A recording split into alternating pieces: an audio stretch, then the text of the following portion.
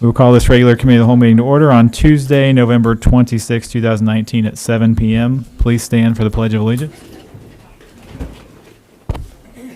Pledge allegiance to the flag of the United States of America and to the republic for which it stands, one nation, under God, indivisible, with liberty and justice for all. Under public participation, Johnny? I meant Johnny. Sorry, you're coming up. Well,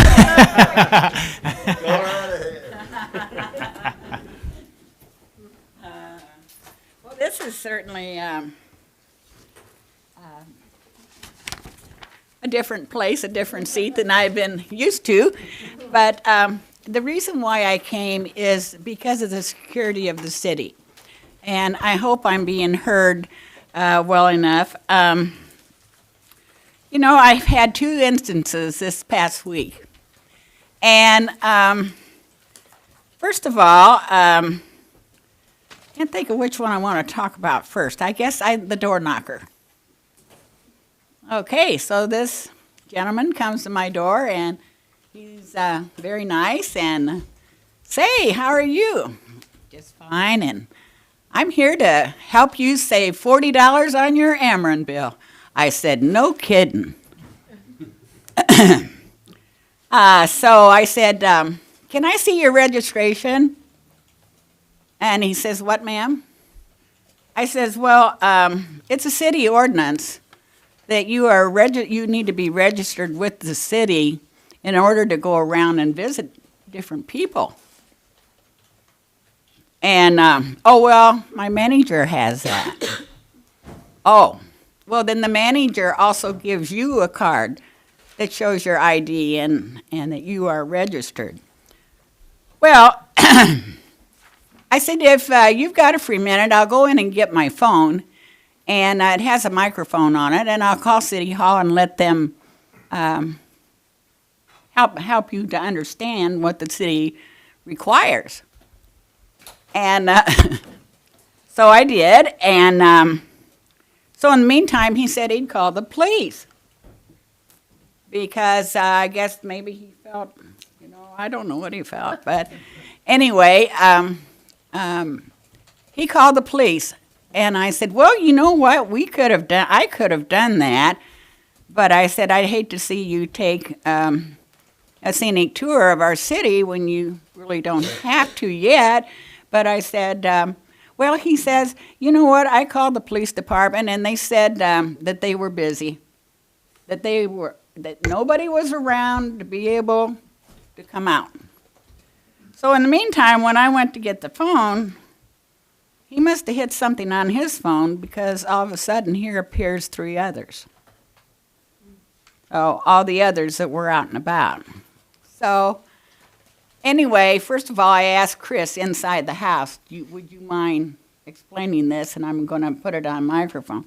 No problem. So she did. And she says, first of all, you have to come register for that. Oh, he says, well, I can come down today. And she says, well, that's okay. You can come down today, but it's going to take about 2 weeks because we have to do a background check. And so by this time, they were fed up with me, and only one stayed behind. And he says, thank you very much, ma'am, because this all works out, and now I can explain it to our boss. Okay, so that happened. So anyway, yes, we do have an ordinance in the city of Lincoln that absolutely nobody needs to open their door to anyone that they do not know. And after reading what our officers have been going through with break-ins of cars, and not only that, but people that just don't lock their cars and leave their Christmas presents out where everybody can see them, things start disappearing. And that doesn't happen in Lincoln. As a matter of fact, I have a new neighbor. And they came from a large city, and her job had job transfer. And she says, you know what? I am so happy with Lincoln. I came from a large city, and I just love the small town that we have here. Very nice people, and I was very fortunate to get him as a neighbor. Okay, the other thing, this is really, really ticklish. All of us that has Comcast, you use their equipment if you so choose to, or you can go buy your own and have them come out. Well, I noticed that my Comcast bill is just, through the roof.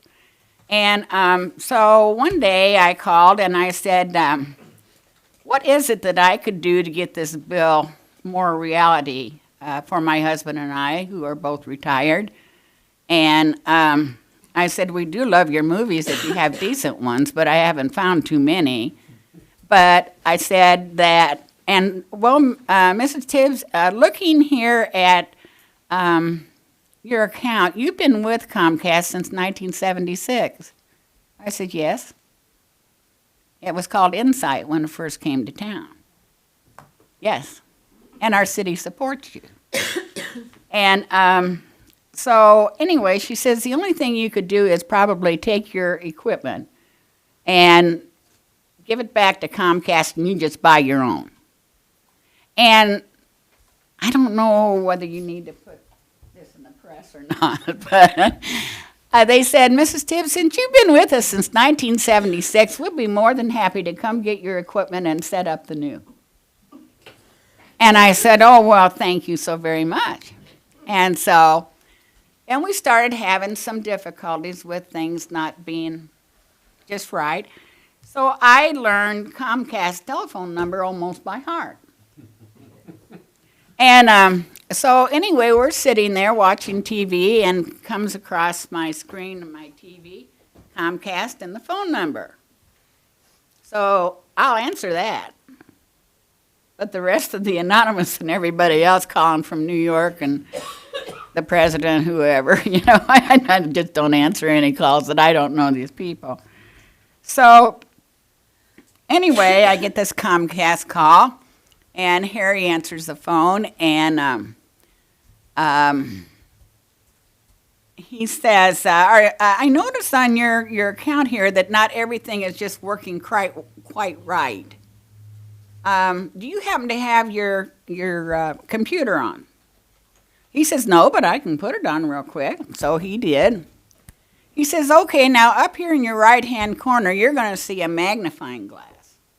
And I want you to click on that magnifying glass, and something's going to come up, and I want you to put in what I tell you. So Harry, thinking, hey, everything's fine. This is Comcast. This is the people we work with, and so he starts to put that in the area wouldn't take it for some reason. And so he says, and now did you do that? And okay, so we went through the steps again. Okay, well, I'm going to have to call you back. Okay, so he calls back. So here we go through all these steps again. And he says, you sure there's not anything wrong with your computer? He says, no, I have an iMac. Oh, we just said the wrong word. Well, ma'am, I'm going to have to call you back. In the meantime, our daughter had called, and I told her what was going on, and she said, Mom, are you telling me that you're following their steps? I said, honey, it said Comcast and the phone number. I know it's Comcast. No, you don't. You need to be calling Comcast. And I called Comcast. And after that lady that you can't get to where you want to go right away, you have to do whatever. So finally I got to the security people. Comcast has been scammed. Comcast has been scammed, and our people of our city need to know this, because what this man is doing is busy ripping off information, I think, on whomever he can or whatever they can. And they are using Comcast's name and their listed phone number. Now, this is bad. I mean, you know, we've gone through some terrible steps in our city on different things, but to somebody such as Comcast, and they have stole their identity. So I'm on the phone talking to security. He says, this is going to be turned in right away. He says, I want you to take down this number, which I have. If anybody wants to notate this number, you may do so. It is 888-565-4329. And so he says, I want you to know that Comcast is not going to be calling you. It's usually by mail. Anything that we need to do or you need to do with Comcast, it's going to be through the mail. They're not going to personally call you unless, excuse me, that you have called them and said, okay, can we do a callback? And when would be the best time? Then you know.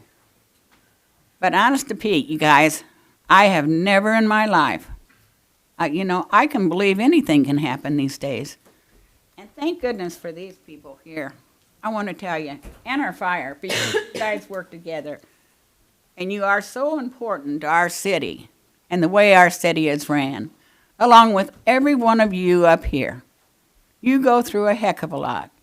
In my 14 years and after my last day of being up here, I have never missed a meeting. I have never missed a meeting. It just gets in your blood. And when I get still complaints from different people from my ward, or what used to be Ward 3, I've got a big problem. And I give them your number. Hey, I said, don't stop there, call them all. Call them all. If you really have something, you know, that's big, that you feel is big, just call them all. That's what they're all up there for. And I enjoyed it, and I know that a lot of you enjoy it. But it was back years ago, we didn't get to see who was calling us. You answered them all.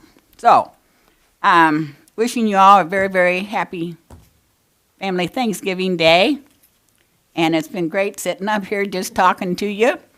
And I enjoyed it. Actually, it made my day to see all your happy faces. Thanks. Thank you, Johnny. Thank you. John, we're going to come back to you real quick. We're going to push numbers. Want to ask a question? Oh, I'm sorry. Did you say? No, I was talking to John. Sorry. We're going to move 6 up real quick and let Christy go so she can get out of here. So, Christy, if you want to go ahead and come on up.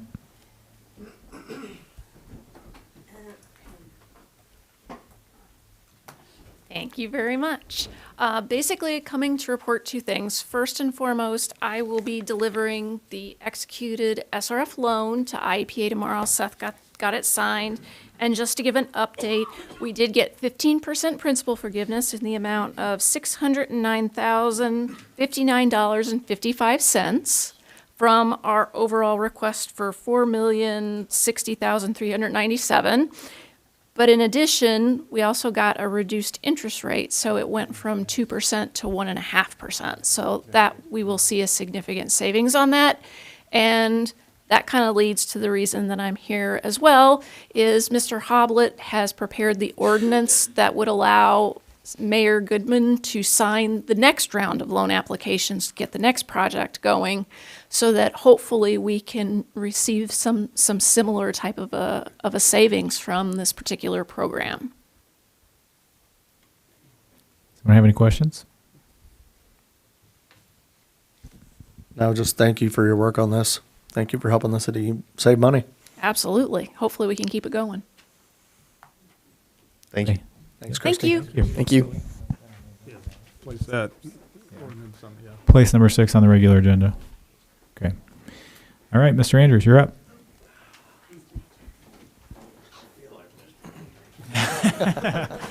Good evening to everybody. I'm going to make it short because I know you have a long agenda tonight. And we were sitting around out at the Park District at the board meeting, and I think, as you all know, the Park District has maintained city parks for, 30 or 40 years now? I don't know how long it goes back, but from an ordinance that was signed in 1960. So we do all the maintenance. We've placed quite a bit of recreational swings and so forth in each park over the years. We handle a lot of the complaints, that come in because people don't know that you guys own the park. They just see us out there, and which is fine. It's nothing, been major that we couldn't handle.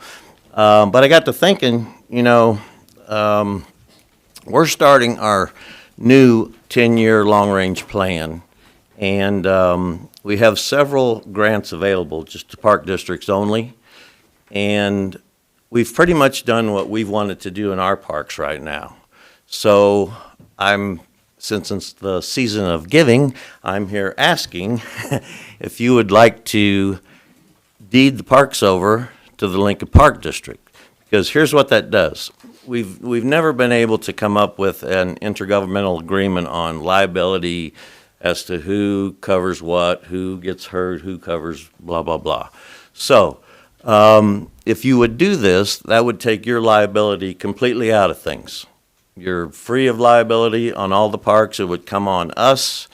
And it also opens up grants where we can apply for now with our 10-year plan, where we can start upgrading the city parks, with whatever comes about. Maybe a splash pad or something, maybe pavilions or something. So, but we can't do it unless we own the parks. Our grants will not go towards that. So I guess I'm asking you if you would be willing to deed the parks over to the Park District. There's no tax money involved in any of this. We don't gain any, you don't lose any. So that's basically why I'm up here. So if you have any questions, fire away. Kevin? Well, I think it's a great idea, especially the splash pad part, because I think the city of Lincoln needs one of those. Several people have suggested the 8th Street area where the old hospital was, since it's in the center of town. But the problem, once I read this on the agenda, the problem I'm having is if the city deeds the parks over to you, then we lose control of, perfect example, the Rail Splitter Festival at Postville Park. That puts it in your control. And what's to say, turnover-wise, or your board or whatever, decides they don't like a certain individual or just don't like the festival, and they say, nope, no longer having that. Where here, we have to answer to the entire city, so we're under a much larger scrutiny of allowing events like that, Route 66 garage sale. That would be my big concern in deeding the parks over to you, because you do a great job of maintaining the parks, and we appreciate that and stuff. And I do know how the grant program works, so I can see why the extra square footage of land helps you there. But that would be my concern, is giving up control of the citizens wanting to do things in our city parks. Right. Well, we have people all the time that want to do things in our parks. It's never been a problem. We've never stopped anyone. We have car shows out of Memorial, and I don't see that as a big problem, especially with the board that I have. We're community-minded, and we would definitely not stop something like that. In fact, I was going to ask you about the Rail Splitter. Do they pay to use that park when they have that? It's just a freebie? Yeah. Well, that's fine, because all our stuff is freebies too. So, Kevin, I don't see it as a problem. Maybe something could be written in that you would have power over those events. I don't know. But we're just looking, because I don't think you've budgeted any money for the parks in quite a long time. Maybe I've missed something.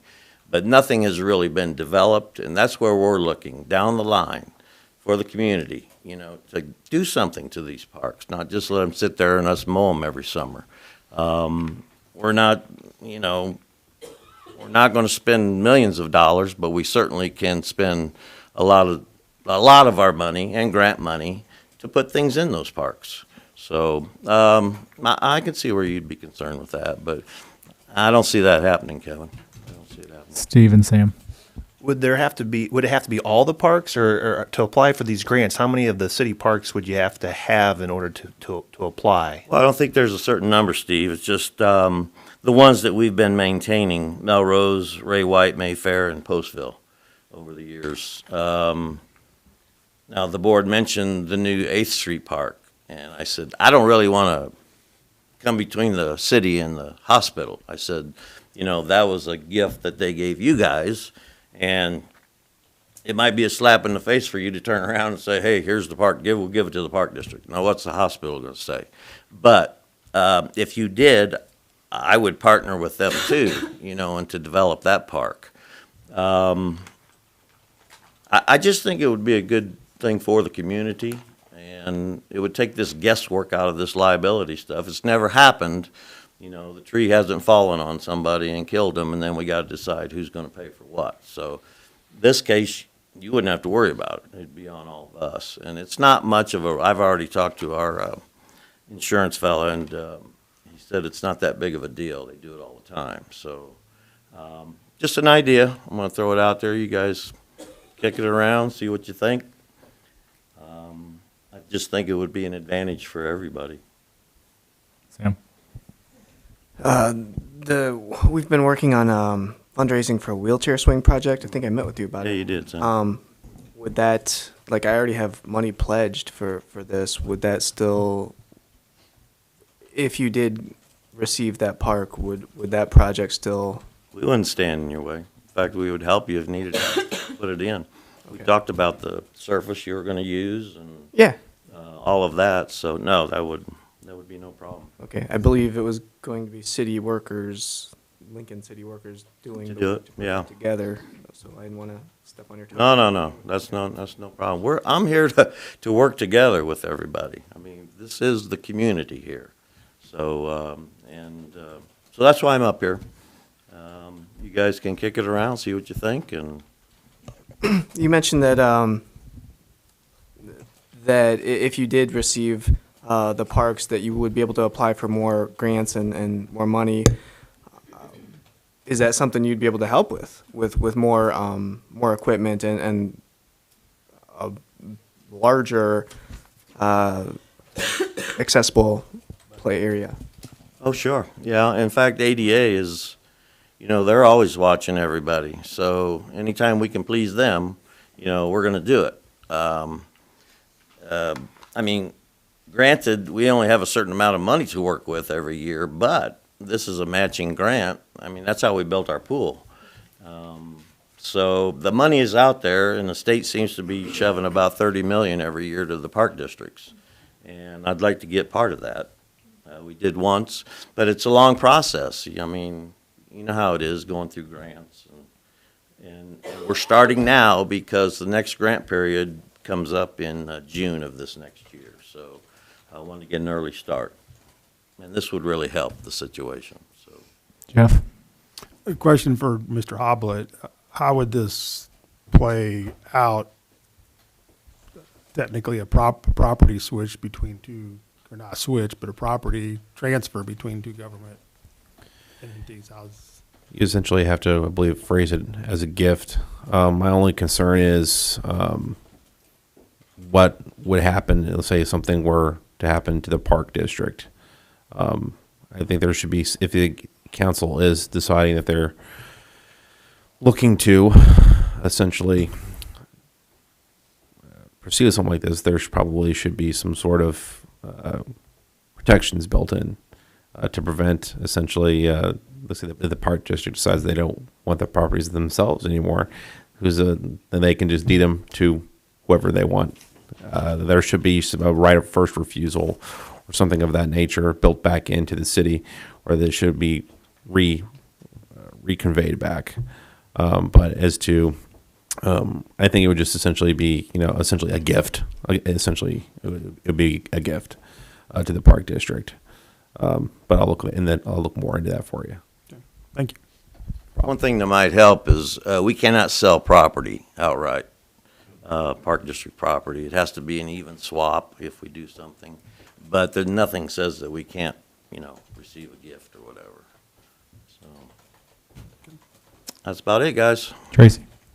John, so a couple years ago, a group of community members went to the Park District Board and asked them for help with establishing a dog park. And the board was not interested in helping them at that time. I can't say anything. City council wasn't either. So what's the likelihood that your board would be willing to re-entertain this topic in some of the parks that this council couldn't agree on? I think it's a possibility. Abby and I, our program coordinator, Abby O'Brien now, we talked about it, and she feels that we need one. I've talked to several directors from Springfield mainly, and they have a dog park too. And what they do is they have two separate areas. They'll open one area one year, and when it gets destroyed, they'll open the next area the next year, let that recover. So they flip-flop back and forth because, let's face it, you get dogs in there, it's going to be a mess, and somebody's got to pick that stuff up and reseed, and because they're going to kill it from urine and whatever. But it's a possibility, yeah. We've talked about it. And the other question I have, correct me if I'm wrong, but I don't believe 8th Street has been designated as a park. I think that's still just city-owned property, correct? Just, I think other than the exercise area. Fitness court? Correct. I think that was. So that's something we'd have to talk about. Yeah, well, I only have the 4 listed, so I didn't want to get into that until, you guys felt comfortable in dealing with that properties. But, if you feel like you want to do that too, we would certainly take it on. So, Yeah, it's a sensitive topic. yeah, probably is. Mr. Anyway. Conlon. Thank you, Mayor. Just two things are, as far as the designation for 8th Street, our P-Tax 300 list, tax exempt paperwork that we file with the Department of Revenue states that as intended as future use as a park, which doesn't mean that it is a park, but that could be done there without causing any problems on that end, if that were the case. And the other thing, and Mr. Andrews, I know you're aware of this, but many people may not, the All Veterans Park is maintained by the city and not by the Park District, and I would expect that would continue to be the case. Yes, that's fine. Rated, and Yes. we have a special fund set aside for that. too. Yep. I don't have that on the list, and we never have. Well, we did help them one day. I cut some sod down there for them, but other than that, no, that's fine. Yep. Any other questions or discussion? All right. Thank you. Thank you, guys. Thank you very much. Thanks, John. Have a nice Thanksgiving. You too. Moving down, then we have the tax levy approval for tax year 2019. Mr. Gonzo? Thank you, Mayor. You've, in your packet, you've received the copies of the comparative tax levies, and then the second page that I have there is the tax levy ordinance, part of that portion of the summary portion of the ordinance from last year. If you look at what I've done there, I've listed the previous years, and I've broken it down by the tax levy exclusive of what we levy for the payment of the general obligation bond. And then the next column is that bond levy, and then finally the total tax levy. And over to the right side, you see the amounts that we've designated in the past years for the fire pension and police pension, which are the most underfunded of the funds that the city maintains. And you see the increase from year to year. Some years it was nothing. One year it was $18. We got up as high as $44,516 one year. So now we're left with, what do we do this year? And you see 4 possible options there, and there are many others. First one was what happens if we do nothing but leave it the same. The second one would be if we took the CPI, which we're limited by the CPI, the Consumer Price Index, which is 1.9% that's set by the Illinois Department of Revenue. If we were to do that, that would result in an increase in the levy of $30,415. What I've done there is I've broken it down by what that would add to the police pension fund and the fire pension fund and what the totals would be after adding that in. Same thing below that. These are just arbitrary. These are smaller numbers, 1.5% and 1%. So you can go anywhere from 0 up to 1.9% of the tax levy exclusive of the bond levy. That's going to decision the council would make. We have not generally increased it much. In some years, we've actually cut it back. I think 1.9% is a modest increase, and you're talking about a total increase for all the assessed valuation in the city of Lincoln, $147 million plus of assessed valuation. You're talking about an increased levy on that of $30,415, which would not be much of an increase in anyone's taxes. Looking ahead to, first of all, looking at last year's levy, you see how it was broken down. That appropriation numbers you see there are last year's appropriation because it's last year's ordinance, and the levy there is as well for last year. The other thing you could do is move those numbers around, even whether you took the 1.9% increase or not. You could put it in, instead of in the fire and police pension, put it into some of those other things, which I would not recommend.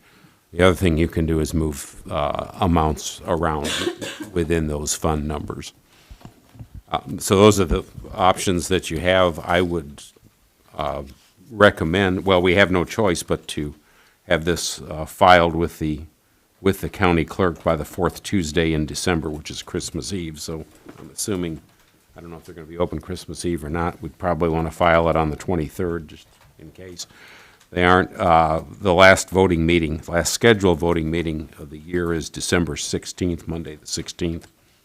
What I would like to do is have a public hearing immediately before that and proceed to a vote. You can, talk about it tonight and talk about it again next week and certainly in the workshop meeting, the committee of the whole meeting on December 10th if you're unable to come to an agreement on it before that. One thing to keep in mind is I do need to publish in the Courier a tax levy notice, and that needs to be published no less than 7 and not more than 14 days prior to the public hearing. And it also has to be available, the levy has to be available in pamphlet form for inspection at the city clerk's office by that time. That notice would have to be placed in a section of the Courier that is not the classified ad, so it would be elsewhere in the Courier, so it'll be featured prominently as we have done and as the Courier's done every year. So with that in mind, I would just wait to hear what you want to do. Mr. Keller, Mr. Bateman, Mr. Parrott. Thank you, Mayor. So certainly, I think we're all concerned about the underfunded pensions and some of the other places that this money from the property tax levy goes into. So just a question, Treasurer Conzo, you had provided last month an assessment of where we are 6 months into our budget and the revenue streams, and many of these have increased beyond expectations. Of course, nothing is certain. So what is your assessment of where we are? I'm assuming we're ahead of where we would be ordinarily and what we projected according to our budget projected revenue streams. Would that be enough to compensate for some of these other areas? It'll help a lot. It won't be enough to cover the pensions, and we'll still need to transfer money out of the investments, and that's where we always get in trouble. Not in trouble, but that's where we always have a problem. We have to take money out of the investments for about 5 months out of the year, 5 or 6 months, in order to meet the pension obligations. As a result of that, when we diminish those funds, the return that we get on the investments of those decreases because we've had to draw money out of them. I think overall, our revenue streams look good. I did mention last week, I thought, we have the telecommunications tax has suffered considerably over the last year or two. It's kind of plummeted, I guess would be a better word. But overall, yeah, I think our revenue projections are in line with our expenditures, except for the areas, the pension funds, those two pension funds that I mentioned.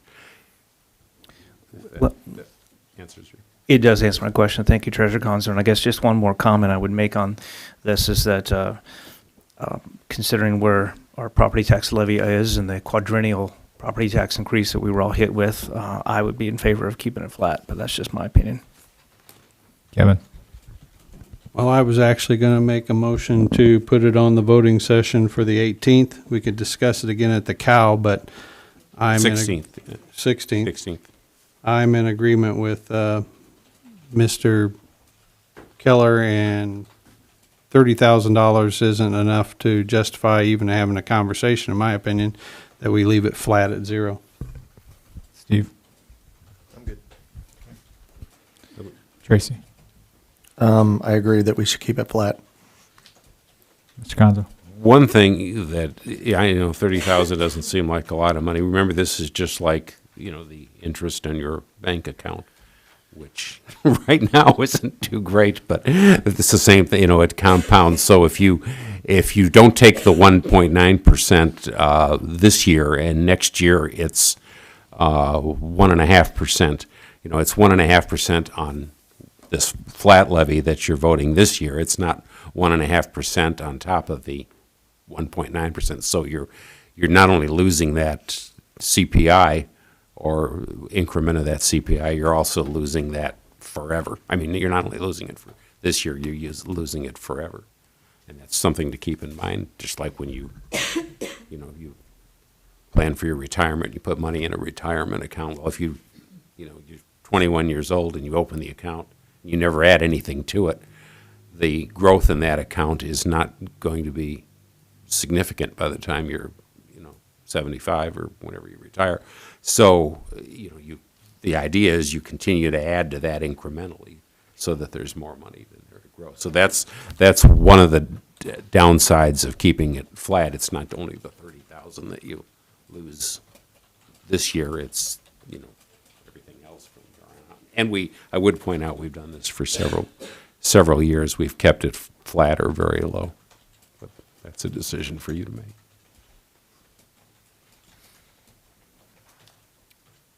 Any other questions or discussion? So this will be on which? 18th. 18th? 16th. I'm sorry, he's got me saying.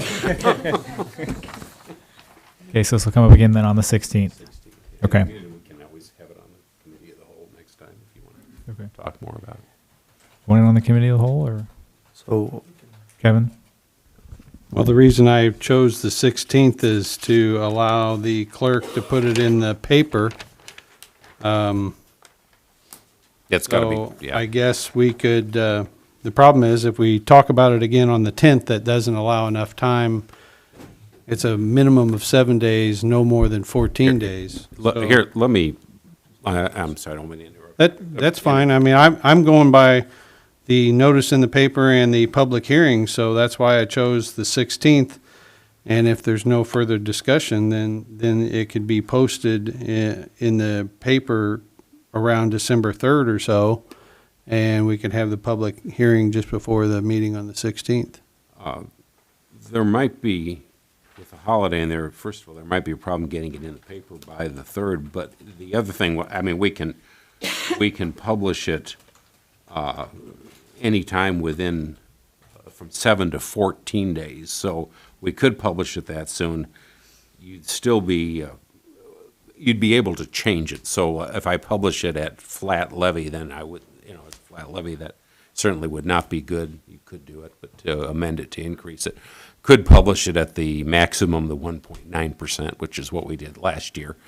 Council didn't pass it that way, but they, we left room for that. So if there was I don't want those phone calls, Chuck. well, if you want, I can publish it as flat levy. Keep in mind, the bond levy could vary by a few $100s, and the reason for that is we're just about to issue these GO bonds, and bonds are issued in increments of $5,000.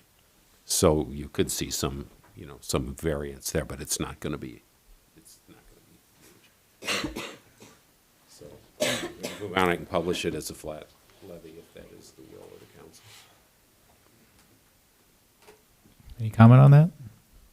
Okay, so publish it as flat. Steve? And keeping in mind the bond.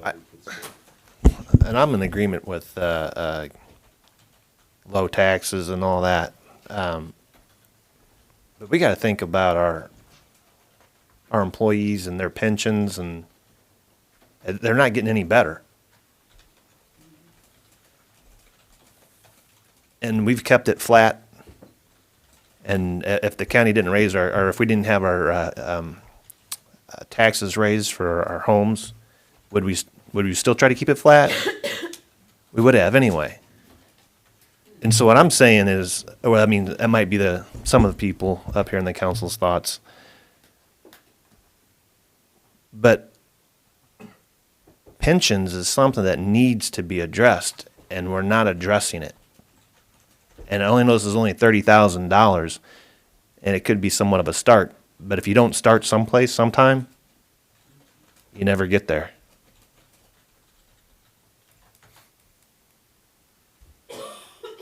Any other comments?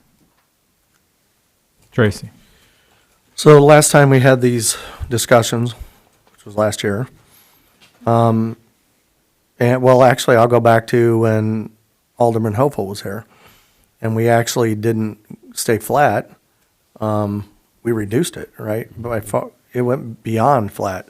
Yeah, if you look at 2016, you'll see it's lower than. Yeah, and so during that time, I think we figured up the savings into the average property tax payer. I think it was like $10 a year that it would reflect, because I actually had that conversation with someone.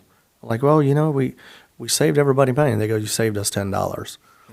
So I think in the same breath, I would prefer that it be flat, obviously, because I think it's the message also that it sends, that we're trying to be conscious when we can. But and you have a very valid point, Steve, about the pensions. Every time we get an opportunity, I think pensions is the last thing on our mind. Chuck kind of reminds us of that quite often. So I guess if we had to raise it, I really don't want to go beyond the 1%. I'd be okay with a small start with the 1%, but I don't really want to go beyond that. That's just my personal preference. And, you know, I know that we're trying to be conscientious to all of our citizens, but, I mean, we have individuals that we employ in fire and in police force that, you know, when it comes time for retirement, you know, we need to make sure that it's going to be there. I mean, we talk about Social Security not being there, that's the talk. I mean, these people serve, you know, and we have to be able to provide, you know, for that retirement. And we're behind. And how do you... You know, so how do you start? And I know this is a small start, but 1%, I think I could go for. Ron? Thank you, Mayor. And you may have talked about this, Treasurer Conzo, but if it went to say 1%, that's a 1% on the 12% that or so that the city gets, correct? Yes, Well, it's a 12.5. 1% on that 1,600,793. So it's 1% on the part of the tax levy Right. that we get to the Yes, city, yes. not 1% on the total. Yes. Okay. Right. But still, having said that, I still recommend the flat. This is my opinion. Kevin? I'm good. Jeff? Sure. I think I'm somewhat with Steve in the fact that I think we're just kicking the can down the road. We're going to have to either pay in little bits now, or we're going to have to try to come up with a lot of money. Not us, but a council down the road is going to have to come up with a lot of money later down the road. I'd be in favor of 1%. So I guess maybe the next cow we should bring it up again. Maybe I don't know. Sam, did you have a comment? I totally agree with what Jeff just said. We don't want to keep kicking cans down the road. He just kind of said what I was going to say, what I was thinking, so sorry. Steve and Kevin? Yeah, I was just going to kind of compare this a little bit to the sewer upgrades. you know, the council just kept kicking that down the road, and, you know, $20 million into it, you know, for the upgrades and all that. And so this is just a small start. Personally, I just feel we should figure out revenue streams and just be conscious with our spending habits like we have been. We're ahead of budget. We're moving in the right direction. A simple thing to me would be, and I said it for years, sitting in the back of the room and now up here, we could change the utility tax, move another percentage toward pensions and less a percentage towards the general fund. That's no different than a tax levy here. Just change the percentage. Just on the utility tax, just let's make a motion and change that more of the utility tax goes to pensions. That's what it was voted on and passed to our citizens without any input. And then when it got to the council floor, not this council, previous councils, all of a sudden it was, well, you know what, instead of using it all for pensions, we're going to use a portion for pensions. Let's just up that percentage. Up at 5, or, you know, 0.5%, 1%. If you're voting for a 1% tax levy, let's change the utility tax percentage, that percentage, and leave the tax levy flat. I'm a keep it flat vote, no matter what. Mr. Conzo, Ms. Parrott. Keep in mind, Alderman Bateman, that, you know, as reported in previous weeks, that utility tax revenue is another one of the, you know, unlike the ones that Mr. Alderman Keller mentioned, that one is diminishing in the way that not to the extent, but it's diminishing as the telecommunications tax is, and that the reason is, you know, we've lost, I said this every couple of weeks, but the glass factory and the Kroger were big part of that, and we've lost those two businesses. So there's not the money there that there used to be, and that could change. Somebody could build something that, you know, replaces one of those or both of those, and that would change it. So it's, you know, it's not all doom and gloom, but it has declined, and I don't see that increasing in the next few months. The other thing is with the pensions, and I know you're all aware of this, that the state is consolidating the fire and police pensions statewide, exclusive of the city of Chicago. And the way that will operate will be like the IMRF operates, where we get a notice. In fact, we just got one of what our IMRF payment is, percentage is as a percentage of salaries for the upcoming year. And we get that every year. The same thing that's what will happen with the police and fire pension. We'll still have our own account based on the revenue that we put in, but we'll get a little reminder or a little letter that will be sent out about this time of year, and I think I brought it with me. That shows what the increase is going to be, or what the amount's going to be. Ours went up a little bit, about 9.46%. It went up quite a bit, from 6.44 to 9.46. That doesn't sound great. It's much better than it has been, and at one time we were at about 26% because we offered an early retirement incentive, and that's kind of off the subject, but it just shows, you know, how that can vary a lot. Even when that was paid off, we were paying 11 or 12, and now we're going to be at about 9.46. But that's what will happen with the police and fire pensions. If we underfund them now, we're just adding to that later, and it is, Alderman Hoynacke said, and I think Alderman Parrott, that, you know, it's kicking the can down the road. We saw this with the Fifth Street Road project, and here we are now wondering where we're going to come up with money to pay for that. And the sewer was another example of it. Although sewer was a little bit different, but the Fifth Street Road project was, 20 years ago, decided we're going to do this, but we're not going to pay for it. Well, now we're going to pay for it. So it is, it is another case of kicking it down the road. Steve? Yeah, I'll just be real quick, and I agree that the council tries to be good stewards of the city's money, the citizens' money. And I was just going to mention, as Treasurer mentioned, Fifth Street project still has to be paid for. The city also, as we recall, promised the $1 million to the hospital for the road development, as well. And, we got to take care of those that put their lives in harm's way in their in their retirement for themselves and for their families, and just keep pushing it down the importance and priorities. I just think this is just a small step in that direction to try to right some things. Tracy. So another opportunity to possibly fund the police and fire pensions a little more is that we did just agree to an Ameren contract for 20 years, which is a significant amount of money compared to what we have seen. So a compromise here is that we keep this at no more than 1%, and then we look at that revenue stream as another opportunity. Kevin can probably tell me what the numbers are for the first year. I just know what they are long-term. I think long-term, we're looking at well over $120,000 a year or something to that effect. Over $40,000 the first year. Yeah.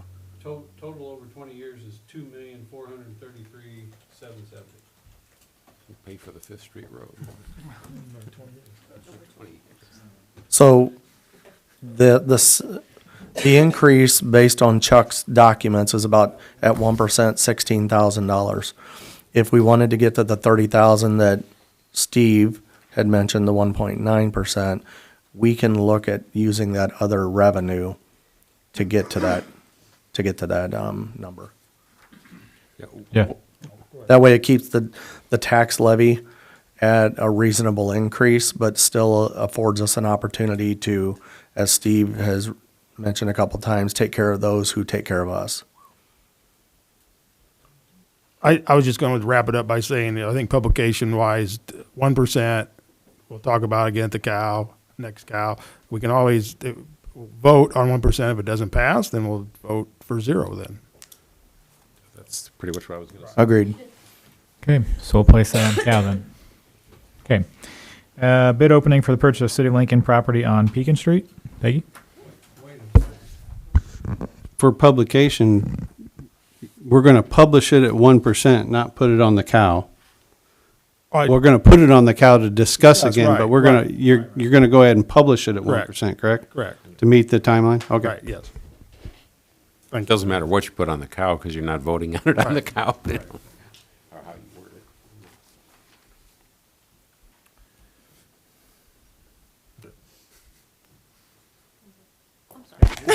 I thought you guys were waiting. Sorry. We only got one bid for that piece of land, whatever you call it.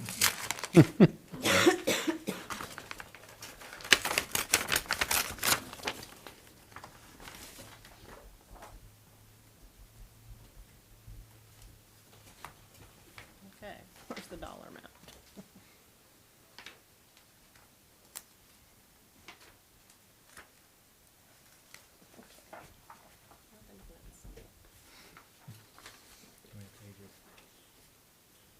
I see. Purchase price $8,900 plus easement for egress, and public utilities for the city public works facility from Limit Street. Who's the bid for? Illinois American Water.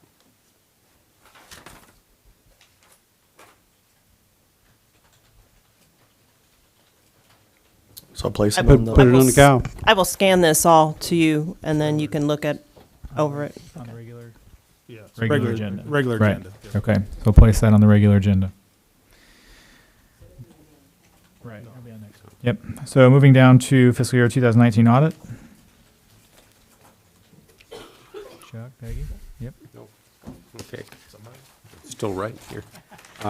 You will receive a copy of it, draft copy with a signed letter from the auditors tomorrow, I believe. The city clerk will be scanning that out and sending it out in electronic version. We'll have plenty of printed copies that'll be furnished by Estes Bridgewater and Ogden.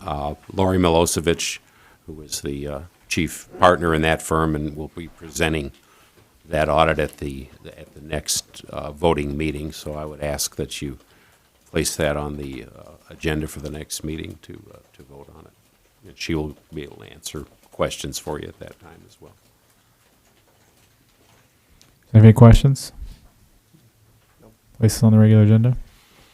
Okay. The discussion regarding proposal for codification services. Yep. Beth? Yes, city clerk and I met with the lady, she's an attorney that works for General Code, and our Sterling codifiers were getting, they were sold, and so this lady has more up-to-date information, and we also brought, city attorney's the one that brought us into this with the Illinois Municipal League, and so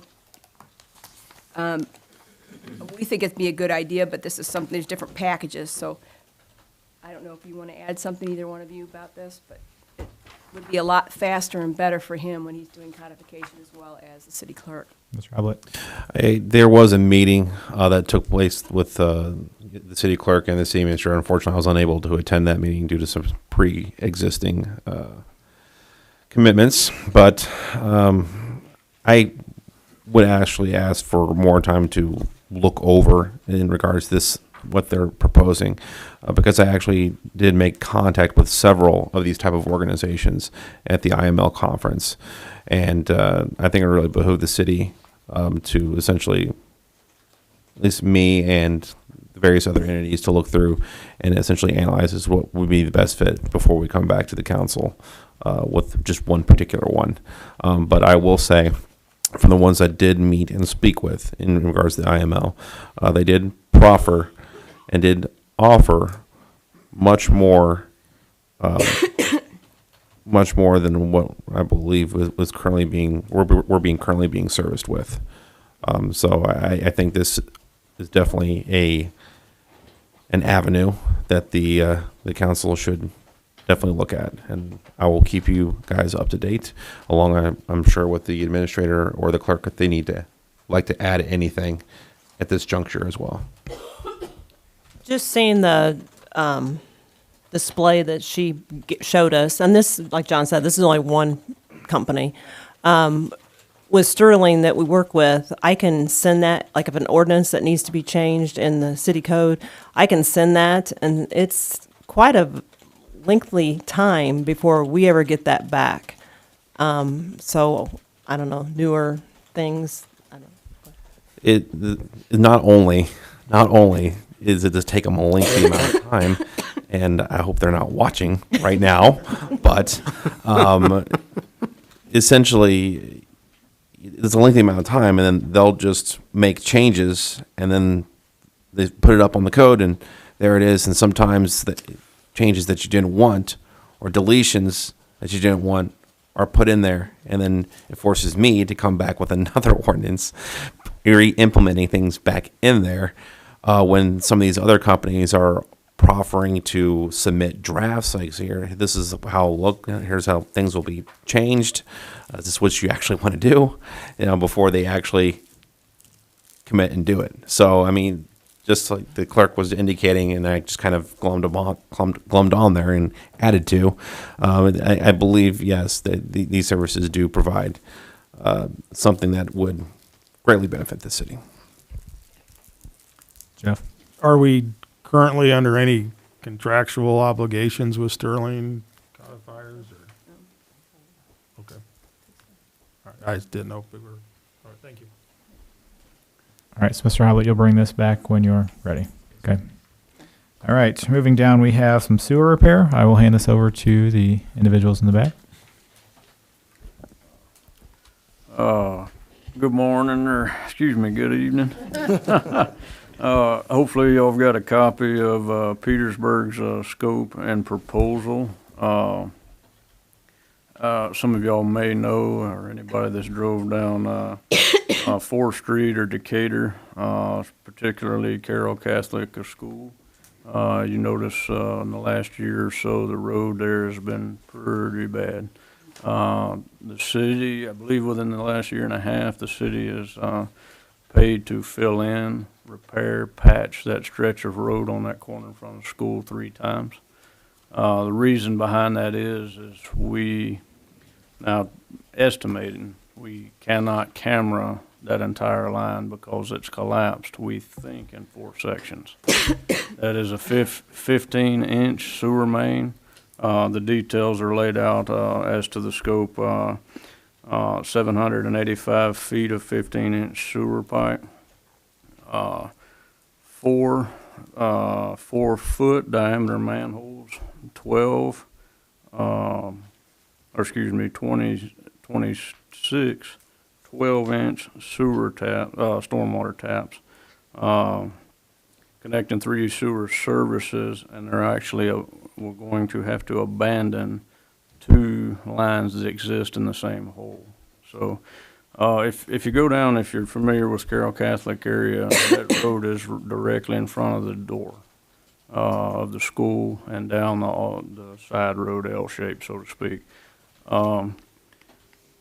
We're not only talking about a magnitude of this project, but we're talking about having to do this during a time that the school is out, whether it be Christmas break, Easter, summer. And this right now is probably the most critical repair that the city needs to be planning for. And that's why we're bringing this to your guys' attention. We're not trying to say that we want you guys to only look at Petersburg and this is what we're offering. This was just a starting point because we're kind of shooting in the dark. We haven't dug up the street to verify, but this is as close as we can come to of what needs to be done. I know everybody is looking at the 4 options and the dollar sign behind each of those. Whether we're in a position to be able to fund this, either one of these 4 options, is definitely a concern or something we want to look at.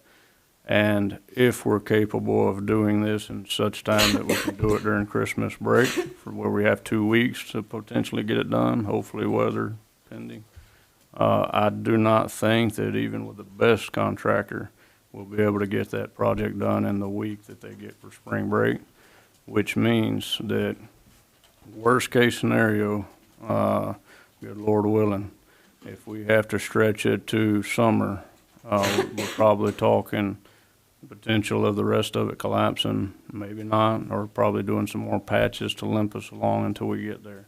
But this is something we really need your guys' help on. What direction do we want to go?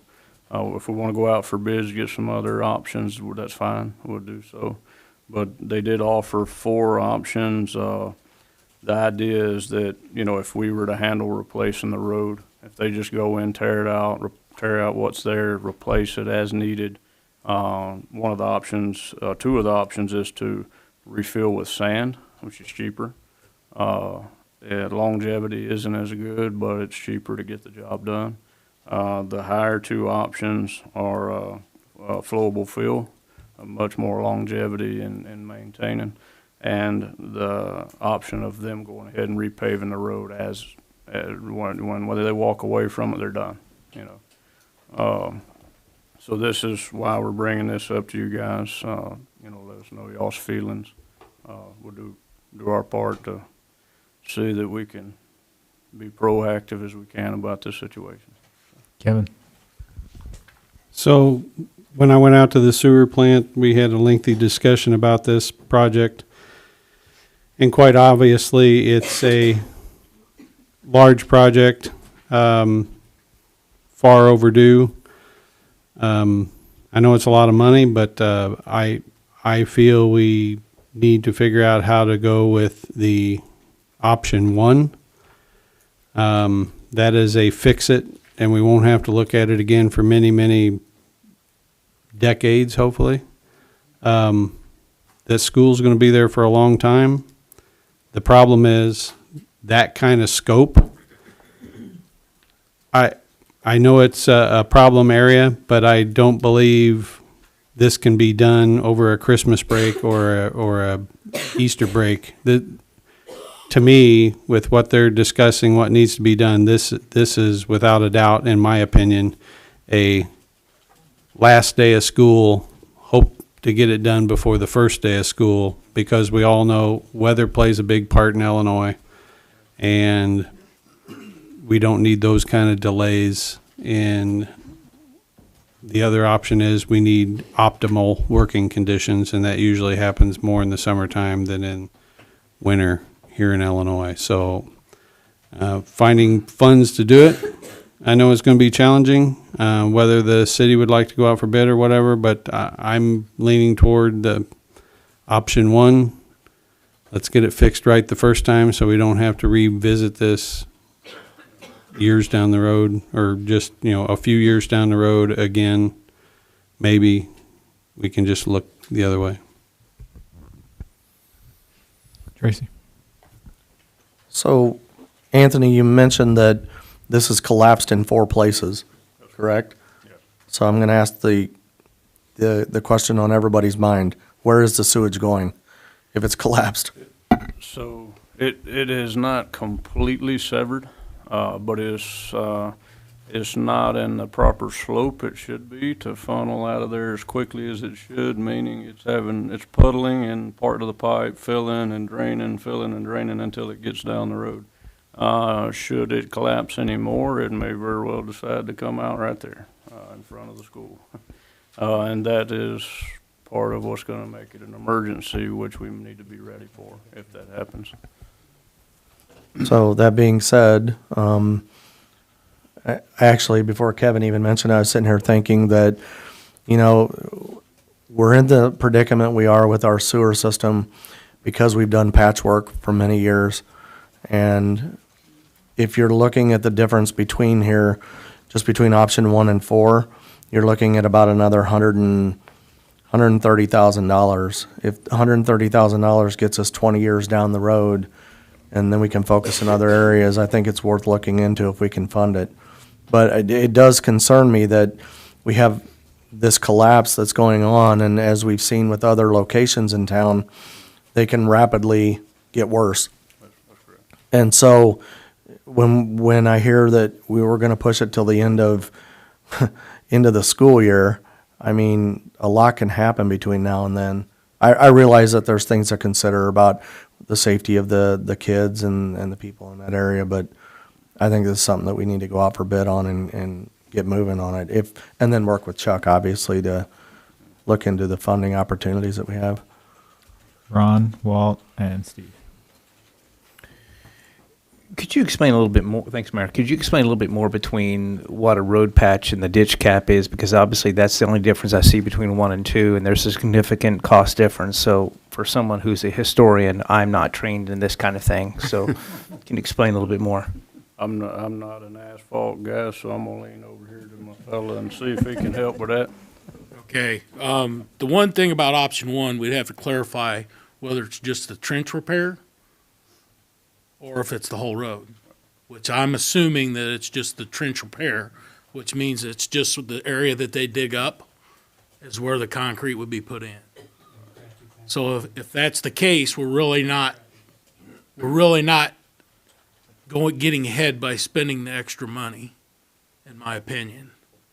So if I had to choose right now, if I'm understanding the option 1 right, I believe option 2 would probably be the best bet, which basically what the ditch cap is basically you're going to have flowable fill, that's what the CLSM, it's got controlled low strength material, up probably at least 4 to 6 inches from the surface, and then there would be a rock fill put in that.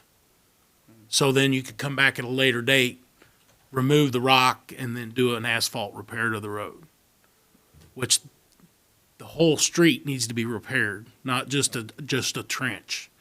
So I believe that option 2 would be the best bet, using the controlled low-strength fill, and then we'd have to just keep the ditch cap dressed up as best we could until the resurfacing could take place in the spring. Steve? Yeah, that was going to be my question. If this was on your radar for a total fix of the road, and then how that would play as far as your budget already compared to any of these options. So thank you. If I can add, one thing about just about any repair underground is we're talking estimate. Nobody knows until they start digging it up as to how bad that might get.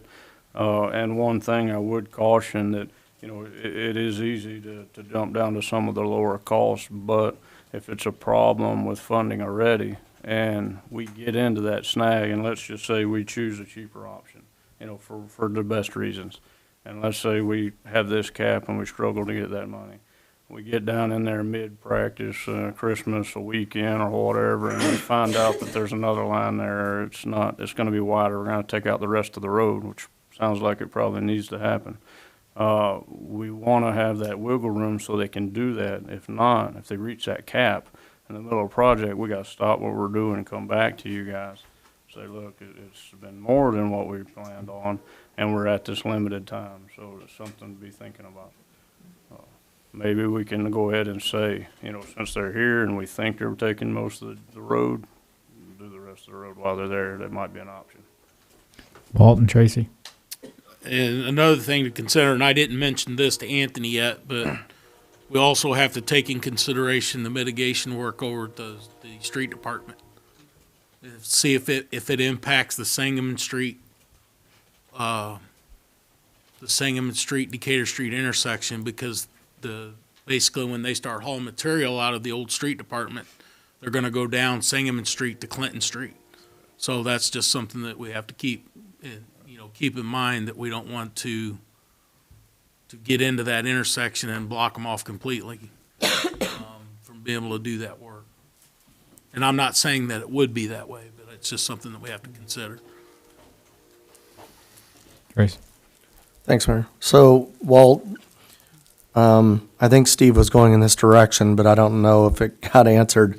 Where does this road fall in the paver program as far as the target? Is it next year? Is it 2 years? And it's okay to say I don't know. No, I mean, I'd have to look and see where the grade is at on it, but it's a asphalt over brick, so it's got a brick surface underneath the asphalt that's there, but it definitely needs to be redone. Yeah, my concern is that in the difference, even if you go between option 1 and 2, that difference, that CA6, I mean, I've got that stuff in my driveway, people driving over it, you're gonna be constantly filling that thing in. It's gonna be a maintenance issue.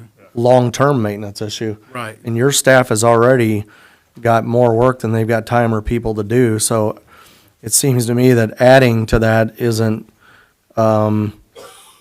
it doesn't put you guys in a very good position, is what I would say. Hold on. Sorry, go ahead. If we put the concrete patch in though, it at least protects the integrity of that pipe until it can be targeted by paver and been given a proper surfacing treatment. Where the issue lies, if you put concrete in with an asphalt street, that's gonna cause issues trying to do the surface. Can you use something other than concrete then? We could look at maybe a pre-mixed cold patch, temporary patch. That's a possibility that would last longer than what the gravel will. That's an option that we could look at. Just using like the regular patch that we patch potholes with, that would actually stay in place longer than what the rock would. And the maintenance of it may not be as intense. Yeah, I think we should probably look into that one. No, and FYI, the bottom two options are without them doing the road repair. So maybe there's an option for us to let them do the repair at one of the cheaper rates, fix it, and then if we've already got budget or trying to budget a road repair, handle that separately.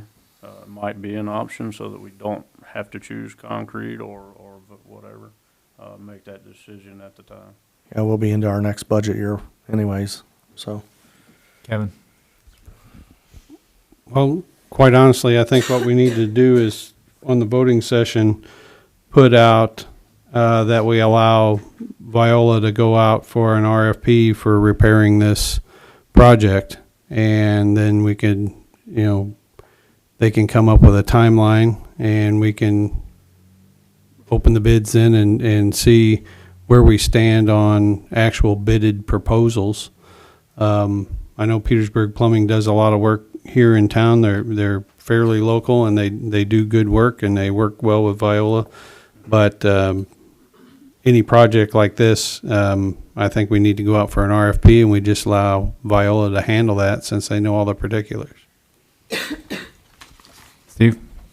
So if we do that, then we're really not going to have a Christmas fix then with the road, and then really not even an Easter fix. Then with the potential of a disaster happening, we would push it off until June. And that is correct. The idea and one of the reasons that we did present Petersburg is, one, professionally and honestly, if we were to make, or you guys were to make the decision that, look, we want to get this done in a timely fashion, we have had recent experience with them that they were capable of doing that and also doing it under the budget that was allotted. And to be frank, right now I've reached out to other quotes the same time as I was looking at this. There are interest, but they haven't moved forward with that. I do fear, if you want to go to bids, that's fine, but you're absolutely correct. We don't have time to get it back before Christmas, which puts us either trying to do it in the middle of school, which is not advisable with traffic, kids that are subject to fall right out the door. I mean, you're talking a mess I don't think we want to be involved with. And I don't believe that the spring break is long enough. So you are correct.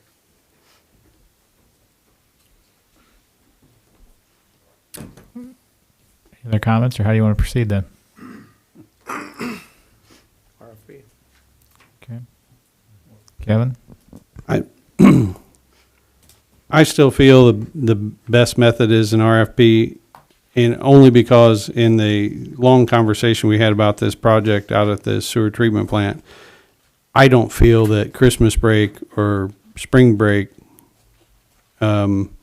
is adequate time to fix it right the first time. I think either way, we're going to have kids going back to school with an excavator sitting there in a big hole in the middle of the street, where if we do it during summer, we're only affecting the summer programs at that school. I know it's taking a chance, but I would rather take that chance and set aside the time to get a quality RFP and have, as Tracy Welch pointed out, a fix that's going to last us for decades, where we're not having this conversation again in a few years, where we put in temporary patches or try to hurry up and fix it. Sam? I like the idea of RFPs. I mean, ideally, that's what we should do, but this is not an ideal situation. I think that we need to act now. I don't want to wait until summer. I feel like this is just going to get worse with the freezing and the thawing that's going to come with winter. I mean, that road is horrible. I drive it all the it's I'd really like to get this done over Christmas break if at all possible. I think that if we wait until summer, it's just going to get worse, and it's going to cost us way more in the long run. Steve? So if we did wait and it did collapse, let's say in late January, early February, the possibility of getting a team in, a crew in that went through the RFP process during that time, would that increase the cost because it wasn't necessarily planned? That is one thing we have right now is, at least with Petersburg, they're telling us what we need and they're ready to go because I was pushing that we could try to get this together before Christmas. So at least we've got somebody that's ready. Mobilization cost is going to be mobilization cost. If we try to reach out to somebody that hasn't even submitted a quote yet, which we're still waiting on, we're looking at more time. Let's say we did that and it happened January or whenever.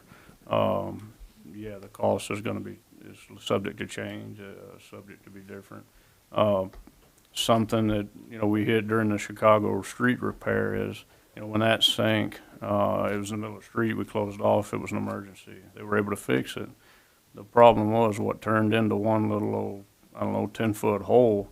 By the time they kept digging, they kept following crack pipe, and we almost dug all the way to the main highway. And luckily, we were able to find a way to stop it, seal it, and get it to work so that we didn't have to do that. It may not collapse the rest of the way. The next thing you know, we might have another one across town that's in worse condition, and we don't know about it yet. right now, this is the one that's got our attention. It's the one that's believed to be the worst case scenario. So, you know, I could say, yeah, that all our emphasis needs to be on this one, and something else happen, we get by the summer. But if we don't plan for that, or at least be ready with that funding in case it does happen, you know, at least we have some options. Kathy Horn. I kind of agree with Sam on how difficult it is to drive down 4th Street, and especially in front of Carroll School. But I also know how much is going on at Carroll School from now until the first of the year. If we can get Petersburg in here to get it fixed, I think we should, because there's going to be people walking back and forth where that construction is, and we've got the Carroll Bazaar, which is a big draw in Logan County. We've got basketball games. They have a basketball tournament coming up. I think we should get it fixed. Steve and Jeff. Just real quick, it'd be the pipes, the sewer pipes that would be fixed. The road would still not be in the condition that it would be after Walt's team or whoever would get in there to do the fixing. Jeff. I would recommend placing on the agenda to go for option 1 with between now and our voting meeting, Mr. Gonzo working the numbers. We can always amend our motion to a lesser amount for whatever different patch we decide to use or something like that. But to keep the night rolling, I would recommend just putting it at 419, and we can always adjust our motion at the voting meeting with more information forthcoming between now and then. Not to put pressure on with the holidays and stuff, but that's what I would recommend. Tracy. I agree with taking care of these issues promptly, but if I heard correctly, though, there's not enough time in spring break or even over the Christmas holiday to complete the project. So, correct?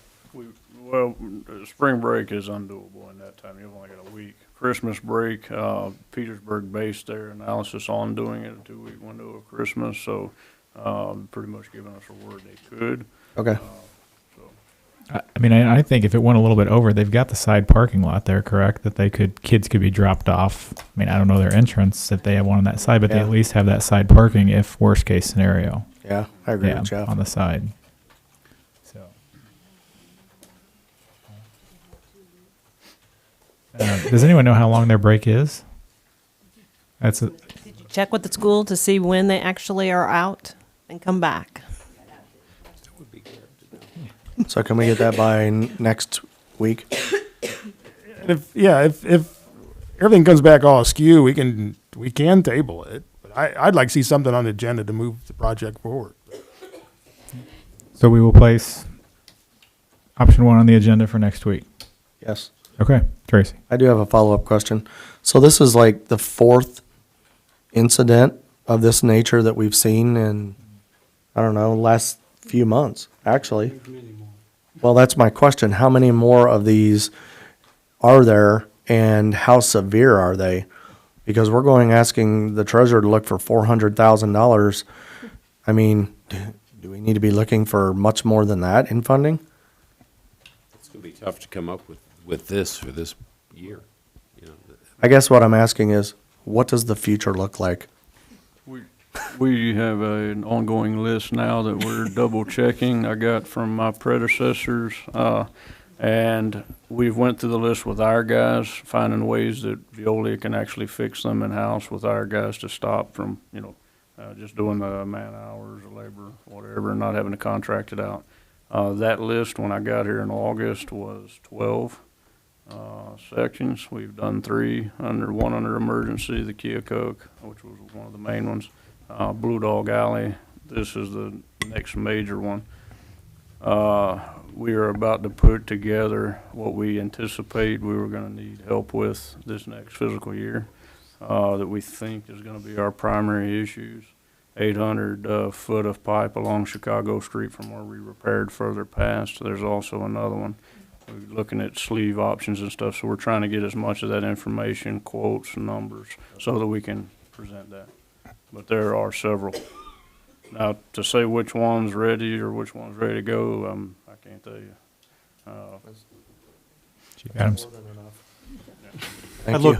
I looked on Carroll Catholic's website. Their break is from the 23rd through January 3rd, so they wouldn't go back to school till the 6th. So 2 weeks.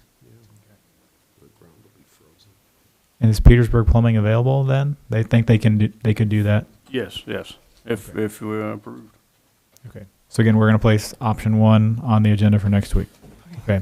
And also, you have an Subject to introduction. change. Subject to change. You have an introduction you want to make? I do.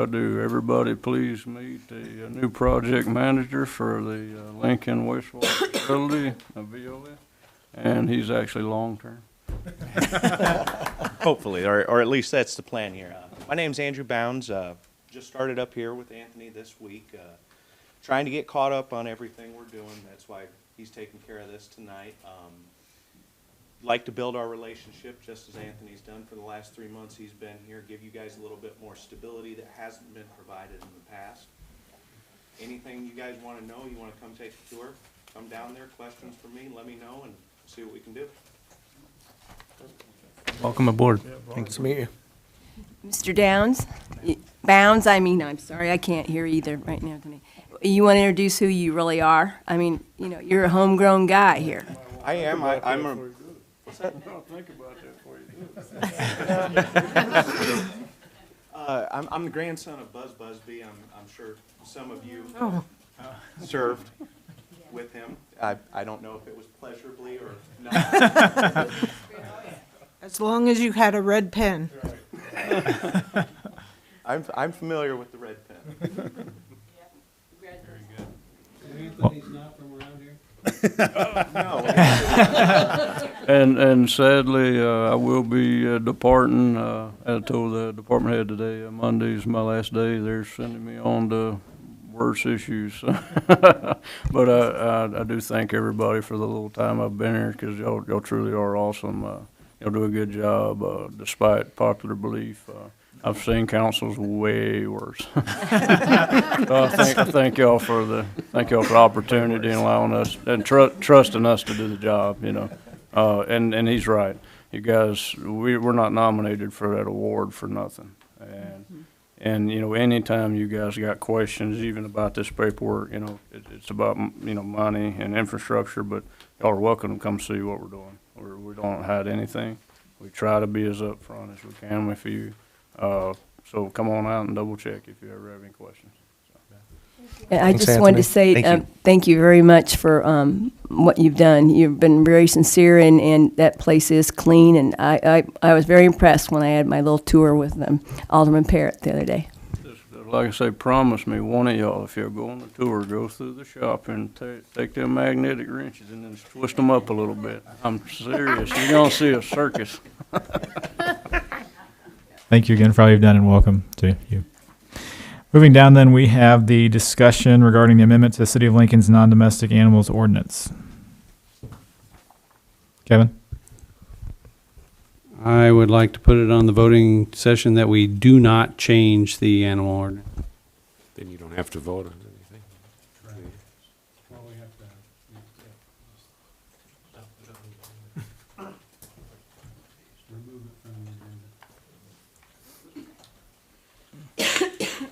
Ron? Yeah, I know we received the email that the Planning Commission didn't want to consider this because it was just 5 years ago. Is there another reason why? I guess I would like to know more of their thinking when that, because I presume that came before the Planning Commission prior in 2014, before it came to the City Council. Am I correct? Yeah. Yeah. And so what was their recommendation at that particular time period? Was it... So at the time, because I was on the planning commission at that time when this particular ordinance was addressed, and at the time they were dealing with goats, I believe. Pygmy goats. Pygmy goats. Someone wanted a couple of them in their backyard. All of the other animals were included in that ordinance because it was crafted after ordinances from other communities. I talked with Wes. Wes talked with Dave Klug, who's the chairman of the Planning Commission. I reached out to him last Friday, had a conversation with him, and as you've stated, his response to my request was that this went through the Planning Commission not too long ago, and as the chairman, he is not in favor of bringing it back before the Planning Commission at this time because he doesn't believe that the outcome will be any different. They won't make a recommendation to change it based on removing chickens. Just a follow-up question. I guess that my concern would be the prior decision was based, I'm sure, upon a whole host of animals, which is why the ordinance states that, and not necessarily just chickens, which are, of course, are entirely different than what you had mentioned. Pygmy Right. So I guess I'm just questioning whether this still deserves our attention, and the Lincoln well, of course, the Planning Commission, I guess we don't have to go through them if they say no, but I'm just still thinking whether this might deserve some more attention if we're going to relegate this just to chickens. Steve? Yeah, does an ordinance change have to come from the planning commission, or can the city council? Because we changed an ordinance after it was past 6 months as a council. I wasn't in favor of that, 5 years, so I don't see that as an issue, not to necessarily change it, considering, 6 months. But I guess some of my question is, and I think if we did allow it, would we have any say in an ordinance about selling, eggs? I think there's health concerns to be concerned with. I don't know if that's the intent or not, to selling or not. But that's something that others may consider doing as well too. And I'm just throwing that out there. That's it. Well, I guess another thing to consider is that this was actually brought before the council in the form of a request. Meanwhile, there are other owners in this community that I have been told have chickens on their properties. So at least the request came through a formal channel instead of just taking it upon themselves and then, asking for forgiveness later. Someone boasted that they had chickens, someone boasted that they had chickens, and they're daring the city to do something about it. I just, real quickly, while I got the floor without asking, I apologize. My nature. As former animal control chairman, my conversation is this. Where there's chickens, your stray cat population will increase tenfold. I don't know how many complaints that you guys get as aldermen about stray cats and animals in general running around town, but I get enough that I don't want to start up another whole conversation of stray cats everywhere because the city allowed chickens. I understand, there may be some benefits and stuff, but to me, the headache that it brings far outweighs. The problem is, everybody's always going to stretch it. Yep. And the gentleman that came forward may be very sincere that he's going to keep it clean and tidy and everything else, but the next person, we recently had someone on Campus View that had chickens, and they had just stakes in the ground with chicken wire around it, and they jumped over and was running through my field. And there's always somebody stretching it. So that's the problem there, and that just puts more burden on the police department. Has to enforce that. Wes has to take care of it. I'm not in favor of it. Any other comments on that? Kathy Schmidt? I was just thinking, I think I said this before, but I wouldn't want them next to me in my house. And you, Mayor, as selling homes, wouldn't that deter people possibly from buying a house? It would me. Depends on how they're maintained. Yeah. Yeah, just like any pet. Depends on how the owners take care of them. Cat, dog. I've seen some horrendous, as has Wes and some others with cats, you know, so it's all on how the owner takes care of their animal. I don't know that it's necessarily the animal as much as it is how they're maintained. So, However, the chickens are outside, correct? but dogs are too, you know. Yeah, I mean, They're yeah, always yeah, outside. Yeah, I mean, so, yeah. Other discussion? So you want to Remove it from the agenda? It doesn't, if you don't, you just don't have to do anything. If you don't want to, yeah, don't put it on the agenda if you don't want to vote. So at this point, you all just want it left off the agenda? Ron? Well, I'm just going to say other cities have it, but if this is not the pleasure of the council, I suppose we'll move on from this, and maybe it'll be brought up some other day. Mr. Howlett? You won't know whether or not it's the pleasure of the council until you have a vote on it. You could be True, but that's what I'm hearing. right. It could be removed at this juncture and always brought back at another time. You know. Yeah. So then, just to make sure I understand, it's my understanding that at this time, we're not placing it on the agenda. Right. Okay. All right. Inclusion of rideshare discussion, Uber and Lyft as a proposed amendment to the city's current taxi ordinance. Mr. Bateman? So I'm not asking for this to be on the agenda unless we can work really quickly. I doubt that would happen, but I wanted to bring up the discussion. I've been contacted by several people about Uber and Lyft services in the city of Lincoln, and looking at the taxi ordinance, we don't have anything in there for that. So I'm hoping that the council can start a short discussion tonight, and we can do some more research and bring it back at a later date. Some things I looked into is right now, taxi cab service, we charge a $25 registration fee, and they got to prove their insurance and such. Some of the rideshare services in other cities, Springfield is a $1,500 fee. I think that's a little steep. And then they have, of course, Uber has their own regulations.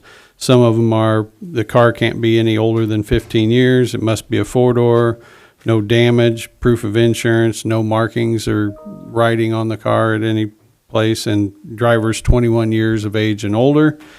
Other cities are using background checks that can be run for driver's license, such as no DOIs, no loss of license, ticketed without insurance, or reckless driving.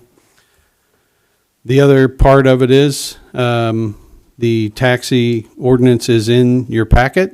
It was written in 1960, I believe. The changes were made on the fees that the taxi service can charge.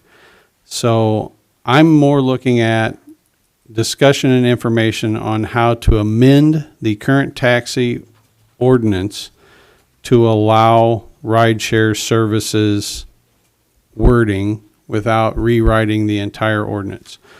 Some of the suggestions that were made to me from citizens are obviously Lincoln College. Some of those students could earn extra money as rideshare drivers.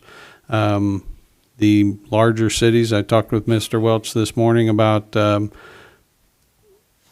Grubhub, where like chai, someone could actually get chai delivered to their house, and other restaurants that don't offer those services. So I'm just looking for conversation on whether the city would want to offer these kind of services. I know there is Uber drivers in the area that drive to Springfield or Bloomington. So there is already those people here. They are the ones that have contacted me and asked if we could change the ordinance so they could offer their service here locally also. Sam? I think it's a great idea. Kathy Schmidt? I think it's a great idea also. Mr. Keller? Well, I just might as well say it's a great idea too then. But certainly, and adding to that, I have had requests, not an official request, but several from administrators to check into this from Lincoln College because their students have requested to them, can we have this service in Lincoln? So I think that is definitely worth pursuing. Mr. Bateman? So between now and the next cow, I'll ask the city administrator to put it on the next cow. what would, like I said, the current taxi ordinance is in the packet. So my suggestions, and these are just my suggestions, is we remove all the fee structure from the taxi ordinance. So at that point, Uber can set their own fees, Lyft can set their own fees, the taxi service can set their own fees based on needs and desires, what the citizens needs. It would be just a competition at that point. $1,500 is a little high. I'm not opposed to raising the taxi fee from $25 to maybe $200 and make it across the board, 200 fee for Uber, Lyft, and taxi service. And I do agree with the background check and such. That would take some time from the police department or Uber actually to become an Uber driver. Looking that up, Uber automatically runs your background check, and you would bring those paperwork into the clerk's office to prove no moving violation and your insurance and stuff. So if we can come up with some wording changing without John having to throw out the entire ordinance and rewriting it, that's kind of where I'm at. So any suggestions that we could move forward or that he could work on between now and then? Mr. Roblin and Kathy Schmidt. That's kind of what I was about ready to say. I think you're looking to amend the city code of various acts with the city code. I go, if you want to put this on the cow the next time, I at various junctures, city council members will ask me to draft sample ordinances, and I can work with you to do that as such, to present to this council as to, so they have something to look at and see kind of what you're proposing. Kathy Schmidt and then Tracy. I just had a question. You said you wanted to remove all the fee structure in it, but then you said $200. Well, if you look at the taxi ordinance, the city sets exact fees that the taxi can charge in certain sections of the city for a taxi ride. In Springfield, Uber was 8 cents a mile and 15 cents a minute or something like that. So I'm saying if each one of us comes up with a suggestion to send to John that he can throw out there, maybe leave blank spots in his sample ordinance, and then at the voting session, we can vote on what we set as the registration fee. Again, my suggestion is we don't regulate the fee that the service charges. Leave that open and let them charge what they feel they can get. It then becomes a competition on who is the cheaper ride. So that's where I'm at there. Tracy and Chuck. So I think there's another component to this that we need to look into. I believe that those rideshare companies like Uber and Lyft, they regulate the locations where they allow their drivers to drive. Just because the city of Lincoln says, come on in, drive around, doesn't necessarily mean that Lincoln is even going to show up on their app as an option. So we can craft all the ordinances in the world that we want, but if I get on that app and I hail a ride and nobody comes and picks me up because it's not an actual location, then we've accomplished nothing. So I think in addition to the things you're recommending, somebody is going to have to reach out to these companies and even request that they'll operate their services within the city, because I do know that some markets are too small and not worth their time and their infrastructure to operate in. I can get a ride to Lincoln from another city like Bloomington or Springfield, but to allow someone to operate solely here is a whole nother thing. So we'll need to look into that too. Mr. Conzo. Thank you, Mayor. I guess what I look at with anything you do is the cost or potential cost or liability to the city. And this might be great income for opportunity for the people driving these Uber Lyfts and all that stuff. But what's this going to cost us? Who's going to ensure compliance that we don't have people driving out around there in cars that aren't safe? You don't have people driving who have criminal record, people who have terrible record in terms of their driving, moving violations, other things like that. I think there's a potential here for this to cost us a lot of money. I don't know about liability, but, we've got pretty strict, there's a reason this taxi cab ordinance exists as it does, and I was here when this kicked around for possible revisions, and one of the things was the rate structure that was revised because of the expansion on the west side of town. But this is pretty heavily regulated by this, and if you abandon that, you run the risk of incurring all kinds of costs to the city. I don't know if any of you saw this. Yes, this was just on the news yesterday. City of London in England just suspended the license for Uber to operate within the city because they had a lot of security concerns, and they were concerned about safety and reliability, and in some cases about the people driving these rideshare vehicles. So before you get in a big hurry to approve this, you might want to think about this and really read this taxi cab ordinance, because a lot of time and a lot of thought went into it to make sure that this is a safe opportunity for people to receive this service within the city. Kevin? So, first of all, and maybe Chuck's just upset because I don't think the station wagon will fall into the parameters for him to become an Uber driver. It doesn't. It's over 15 years old. But I will reach out to those companies, as Tracy suggested, to see if they do offer service here. I was contacted by a Uber driver who drives in other cities. He was one of the ones that suggested this, so I'm assuming he checked into it. I'm just assuming that. And I do know Uber particularly does background checks. You have to be a driver, you have to register with them, and it was Uber who suggested pulling those licenses from London based on reviews and stuff. And another reason I'm bringing this forward is I've had a lot of complaints about the taxi company we have here in town. Vehicle's not safe. They're on their phone driving down the road. One lady called me from the back seat, and the driver was yelling on his cell phone from the front seat to somebody. Smoking in the car. Those are suggestions why I'm bringing this forward, is to offer citizens other options. But again, I'm not asking this be put on the voting session. I'm just bringing that for discussion. So next Cal will have some more clear answers. Sam? Yes, I've also heard similar complaints about the taxi service.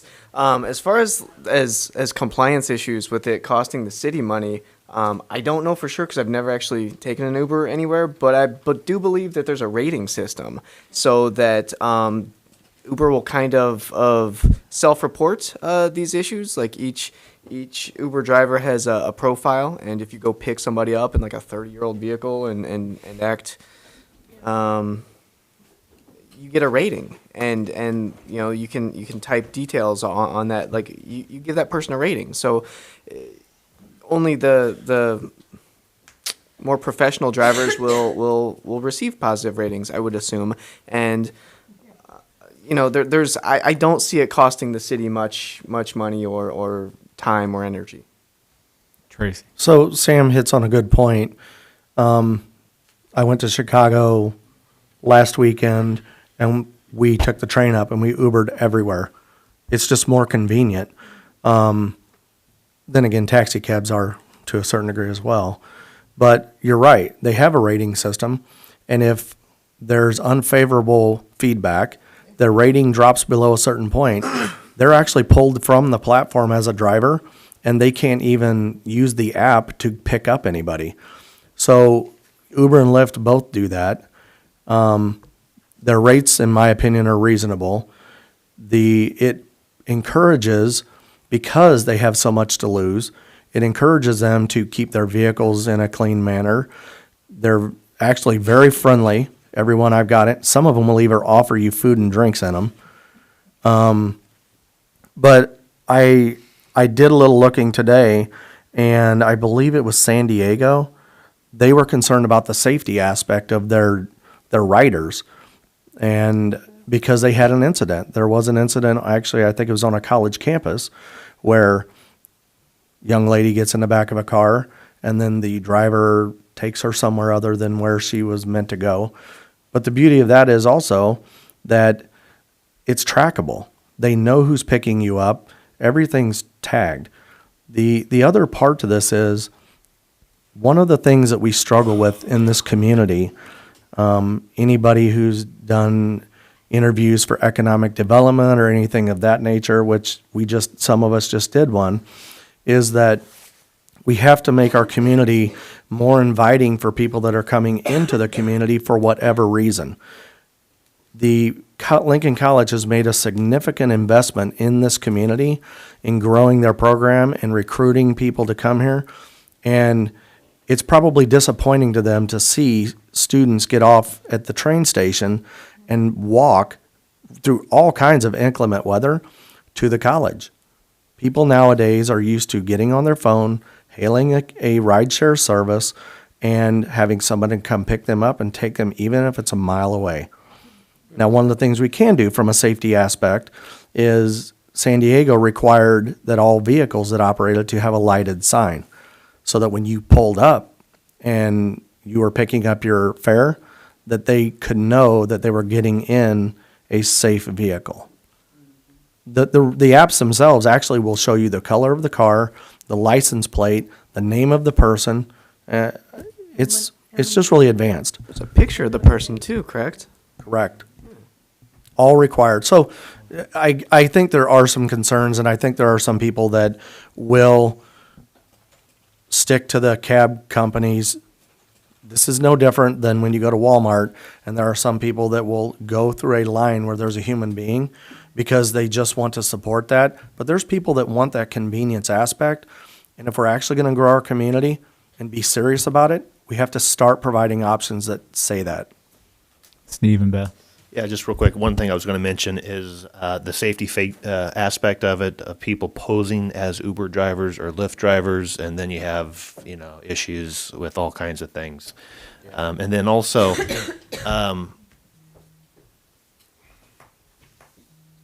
there was a second thing I was going to say. Sorry, I talked too long. No, it was a safety feature of some sort. It might come to me. Go ahead. Beth. I do want to follow up on what Alderman Parrott said. I was in an Uber. My husband and I were in Atlanta, Georgia. I think it was 2 years ago. And anyway, very nice, very clean. Everything I remember was a beige vehicle, beige, real nice leather. And I said to the gentleman driving that it was very nice, and he said, "Yes, thank you." And I said, "Is it new or whatever?" And he said, "Well, I don't know. It belongs to my brother-in-law." So, there you go. I don't know. And now maybe you loaned him, that for the evening, or it could be it really wasn't his car. I don't know. But what I'm saying is, I think it's a good thing for Lincoln, but we do need to have some really good background checks. I remember. Because my daughters are in college, and college kids use them all the time. And what you have to be aware of as a college student is additional charges coming onto your credit card after you paid for, cleanup. They say there was something, throw up or whatever it is. I'm just being honest with you. And they'll charge $250. Oh, man. and there was no issues. It's just, fraudulent lying, in that respect. And so college kids are going to have to be aware of maybe taking pictures of the vehicle after they leave it or whatever as well. So it's just a fact of life. That wouldn't involve the city, though. No, but I think that if we're going to allow it to come in, I think that we are going to have to think about those types of things and to make sure if something like that does happen, that there's ramifications for that individual that's running for Uber. Chuck. Thank you, Mayor. One more thing, it might be a good idea to check with our insurance carrier, our liability insurance carrier, to see what impact this might have on our rates, because I don't know enough about it to know what kind of liability you're going to incur occur, if any, but it would be a good idea to find that out before you approve something like this. As far as the taxi cab company, I've used it several times, so when the station wagon broke down.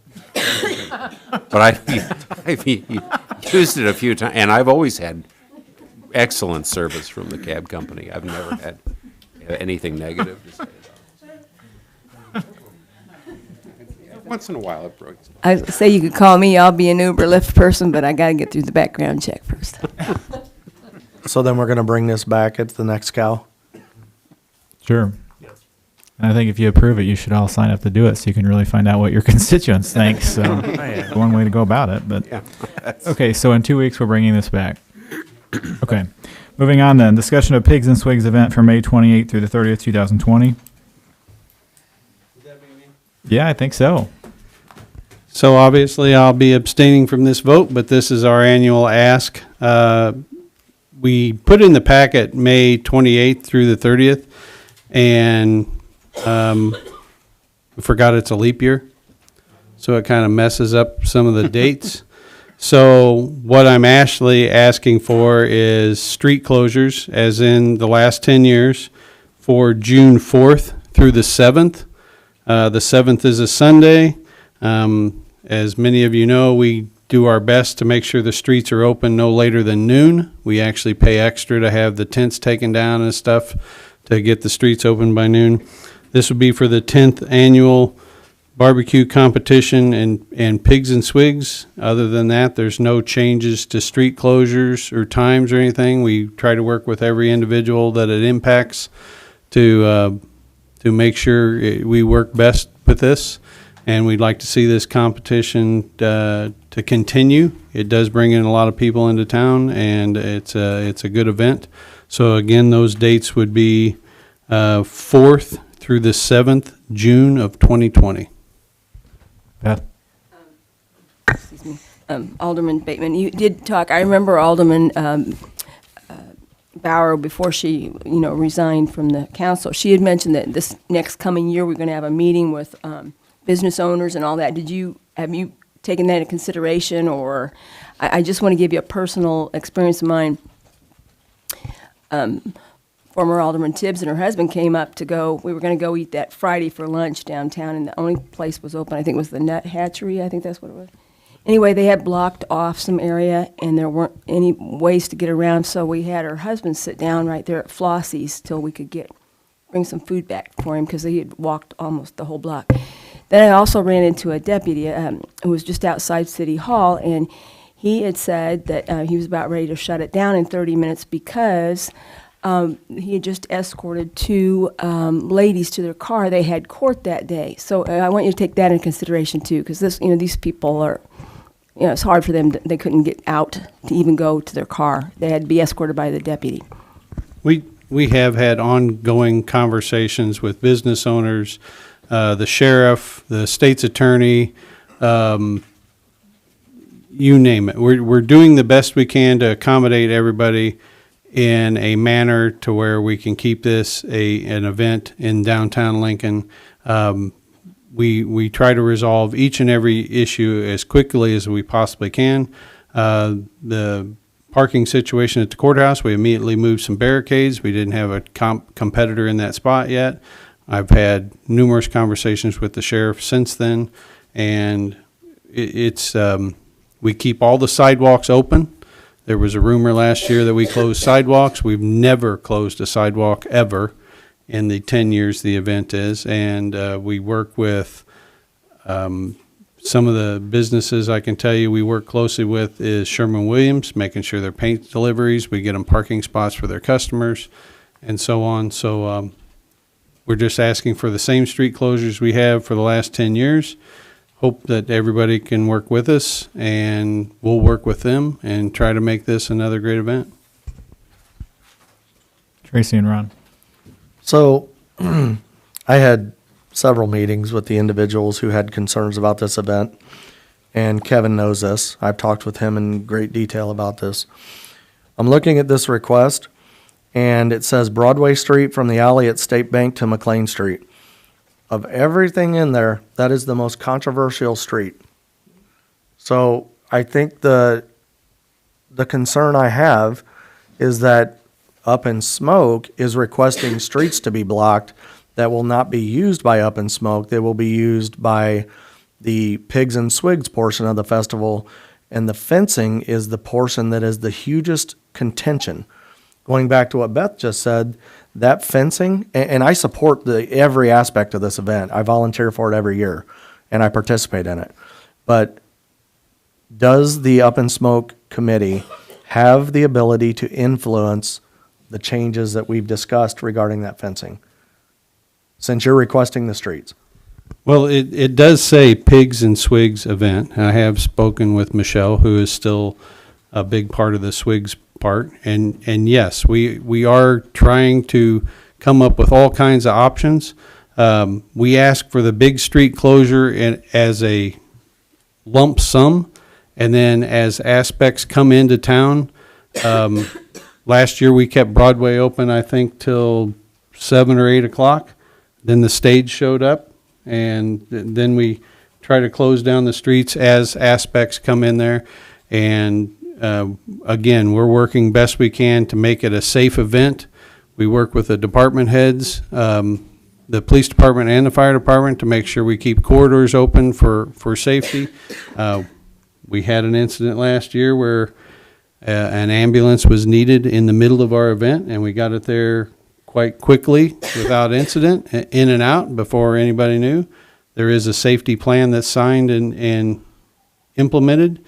And again, all I can say is, yes, we are constantly working with people trying to keep the event going and make it as seamless and painless as possible for those people. So I think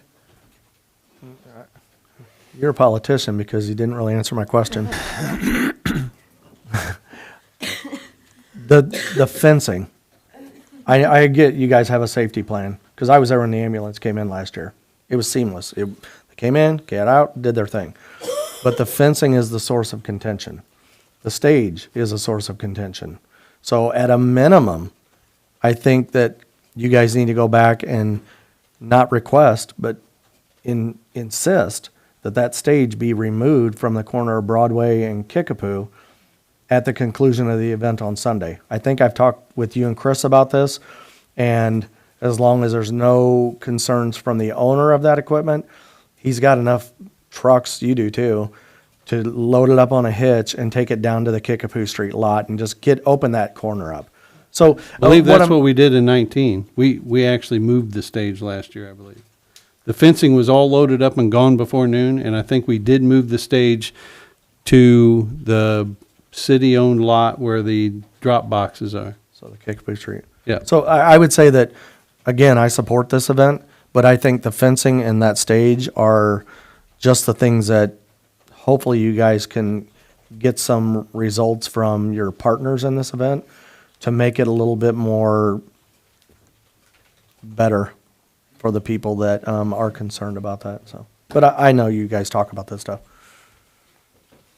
Further questions or discussion? Place on the agenda. Place on the agenda is again for June 4th through June 7th. Consent. Okay. Consent agenda? Yeah. Okay. Discussion regarding installing meters on water wells within the city and who has paid for the costs incurred. Tracy? Thank you, Mayor. I bring before the council this evening a request that resulted from a constituent issue that they've been facing.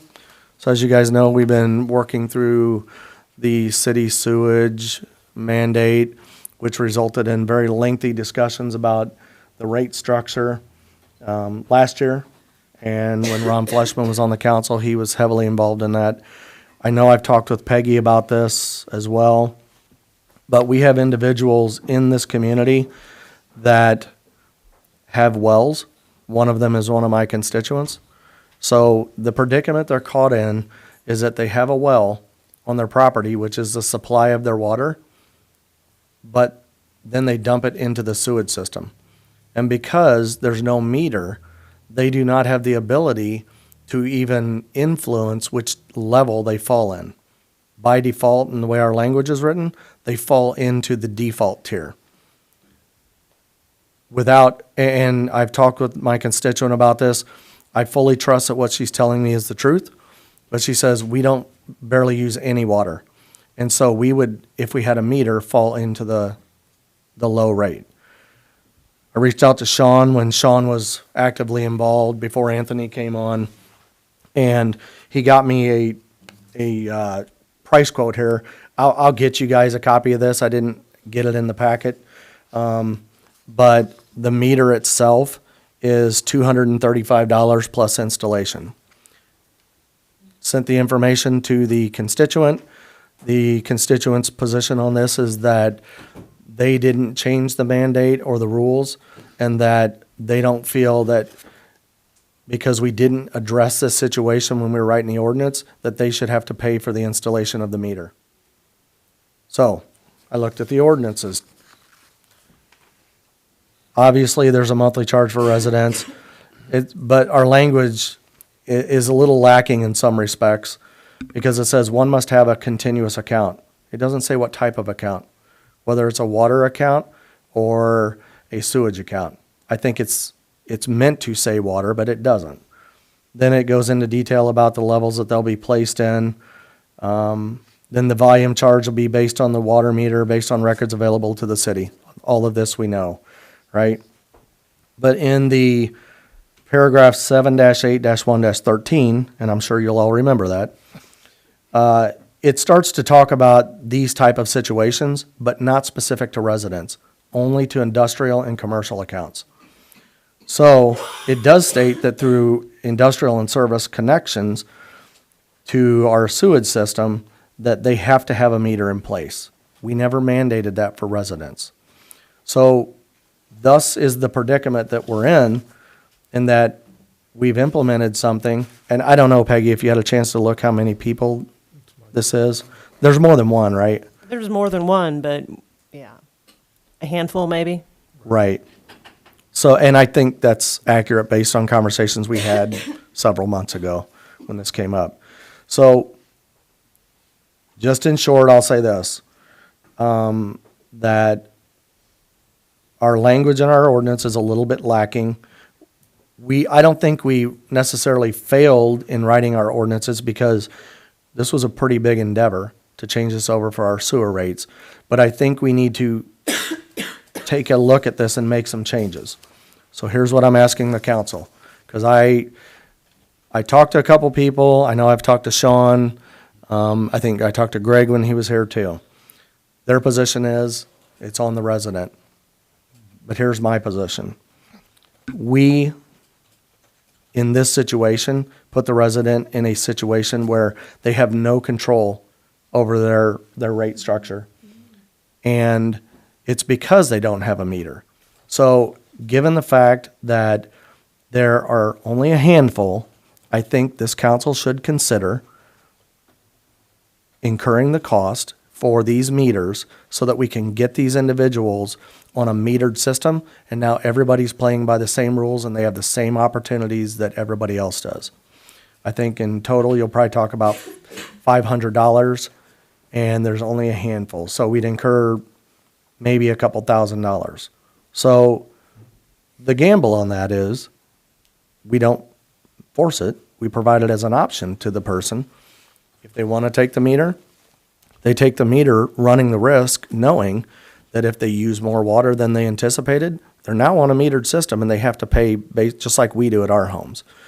The flip side to that is that the city could actually, if they're in a different tier, start to incur additional revenue, which in turn, over the long term, would pay for the meters themselves, the cost of the meters and the installation. So that's a lot to digest, but I leave it in your hands to provide some guidance on it. Tracy, how are the meters read, or who would read them?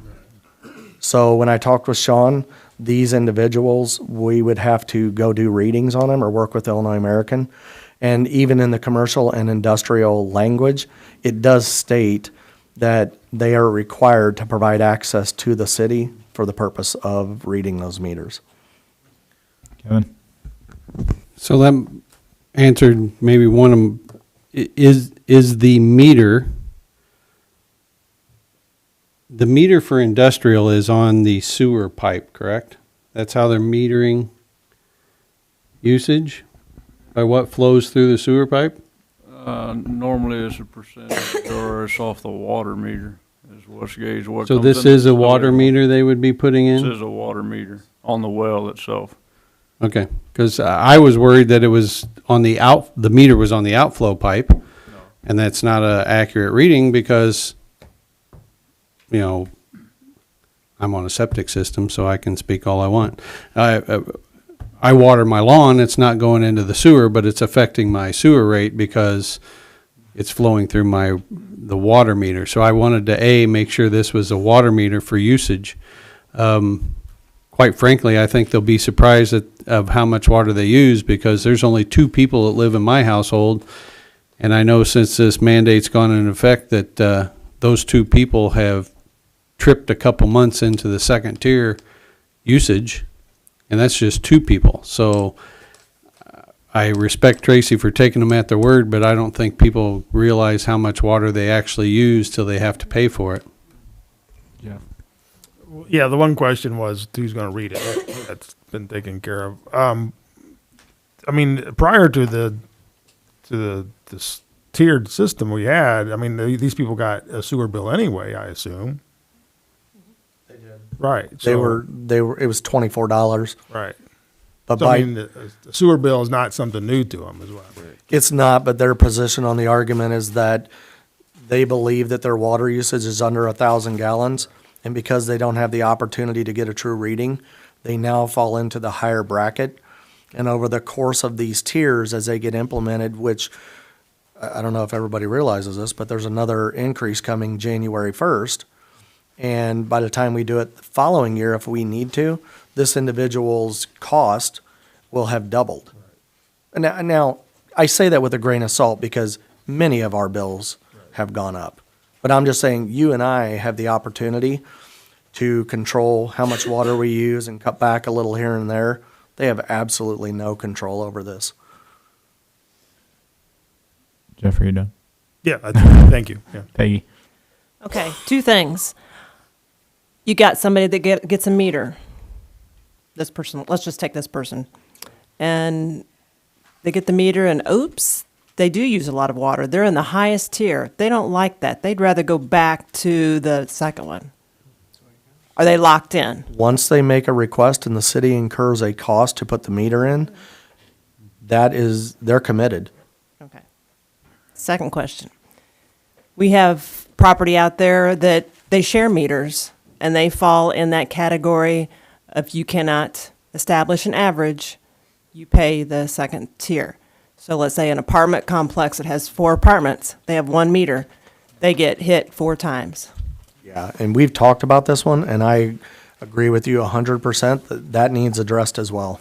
So you're going to have those people at your door real quick because there's no solution to right now unless they put a meter on each apartment. And you know what, honestly, you're spot on, and I agree with you, and I think that this prompts us to move swiftly to correct these issues that, quite honestly, we've known about from the very beginning. It's just we didn't know which way to go on it. I'm just saying that's opening up a whole thing. Yeah, but I think that's being fair, the situation that you've talked about, that's being fair to those individuals as well, because they fall into that default, and really, there are more common sense approaches to how we do that. It's just gonna take us getting a little creative. But we can talk about that.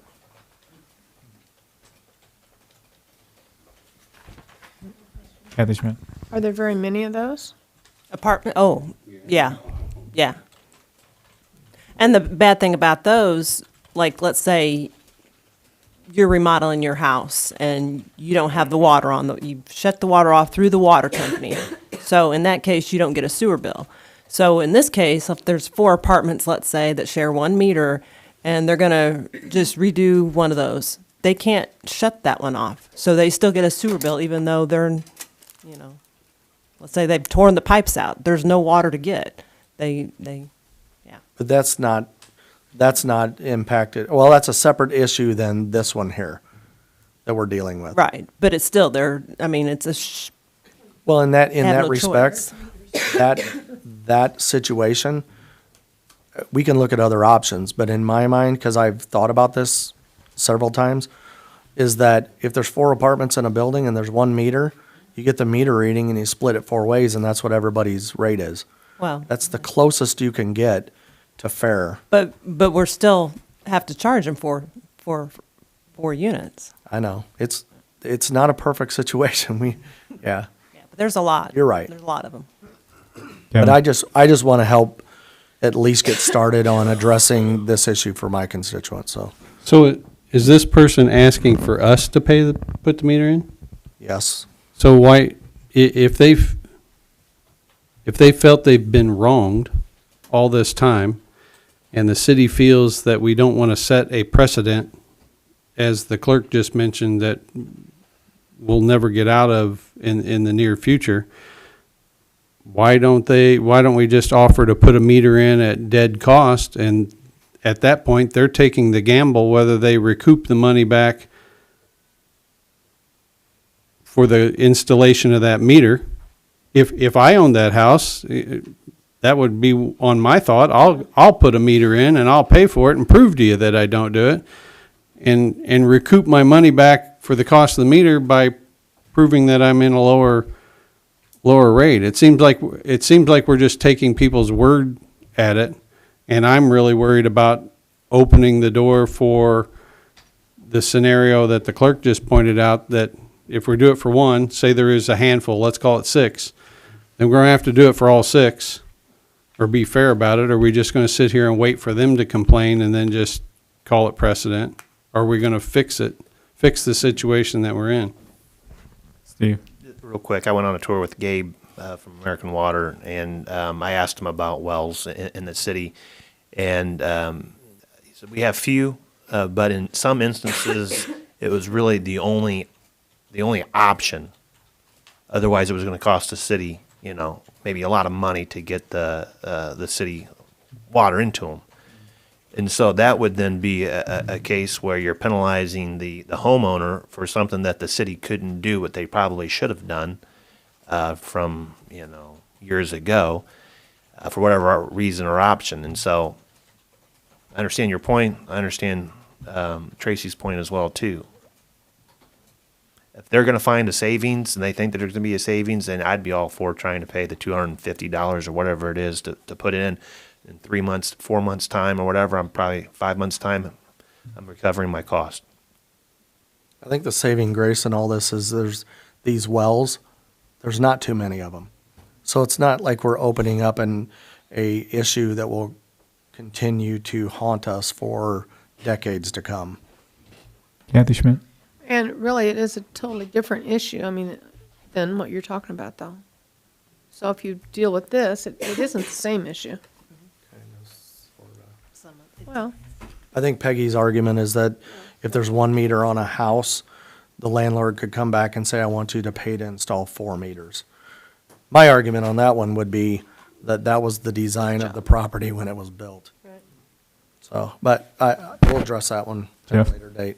So this would be an option to the 6, correct? I mean, because there might be people, I don't want a meter. I'm happy with whatever tier I'm at. I think I'm fine. I don't want to gamble and maybe go up or down or whatever. So we might not even have 6, 7. We might have 3. I don't. We just need to write, if the council is in favor of this, we just need to ensure that the language in the ordinance covers exactly what Peggy mentioned, and that should they choose to do this, they have to live with whatever those meter readings are. Right. Peggy and I still have the same question, though. Who is going to personally read these meters and when? And how is that going to be done? I understand that they have to be accessible, but who physically is going to go read the meters? Let me work with Anthony and Sean on that one, because I know Sean has some ideas on that. If I can shed a little light on that particular topic, might help. My background's actually water, believe it or not. And something that EPA is pushing countrywide for the last probably decade, and they're getting more and more serious about it. And Illinois EPA is doing the same thing, US EPA. a lot of the states. Generally, it's the people that already had an existing house well prior to, or just as you said, the city can't reach out to them feasible, so that's their option. Generally, it's gonna be in our best interest as a city, or to make sure that, one, they don't have both, or at least they're not using both. If you've got a resident that's paying a water bill because he's paying whoever, sewer rate, what have you, but then you've got a house that's got a water well, and he's dumping his water, he's not, got a water bill, he's got a well, he's maintaining, right? City's not getting revenue on it. Also, not paying for the sewer going down the drain either. The problem with having one or the other is if we can't tie them into the city, or they, it's one or the other, and there's strict rules about them not being able to cross-contaminate the public water system, because most water wells are not potable. Whether you got a well or not, they're not necessarily chlorinating them. John Doe next door may be tired of his high rate, and he might decide to tie on the neighbor's well, and then next thing you know, you got a problem. Somebody gets sick from that particular, let's just say they don't get sick, and they just blame it on that well. Then you're breeding a problem. The fees, as far as associated with a swim, think about it like a swimming pool. You got people's got a swimming pool in their yard, and they're paying for that water coming through that meter to fill that pool. And that's why people don't want a pool, because they got to pay to fill it up, pay to keep it going. But you've got a person with a water well that's dumping as much or more water down there, and we're not even charging them. It would be good for the city to know whether we assign somebody to read those wells. One, we need to know how many people in the city has them, and if they're using water out of them, because there are ordinance coming, or federal law coming, that they're stipulating you either can or cannot have them, period. And it's something I'm sure we can help look into to, maybe bridge that gap a little.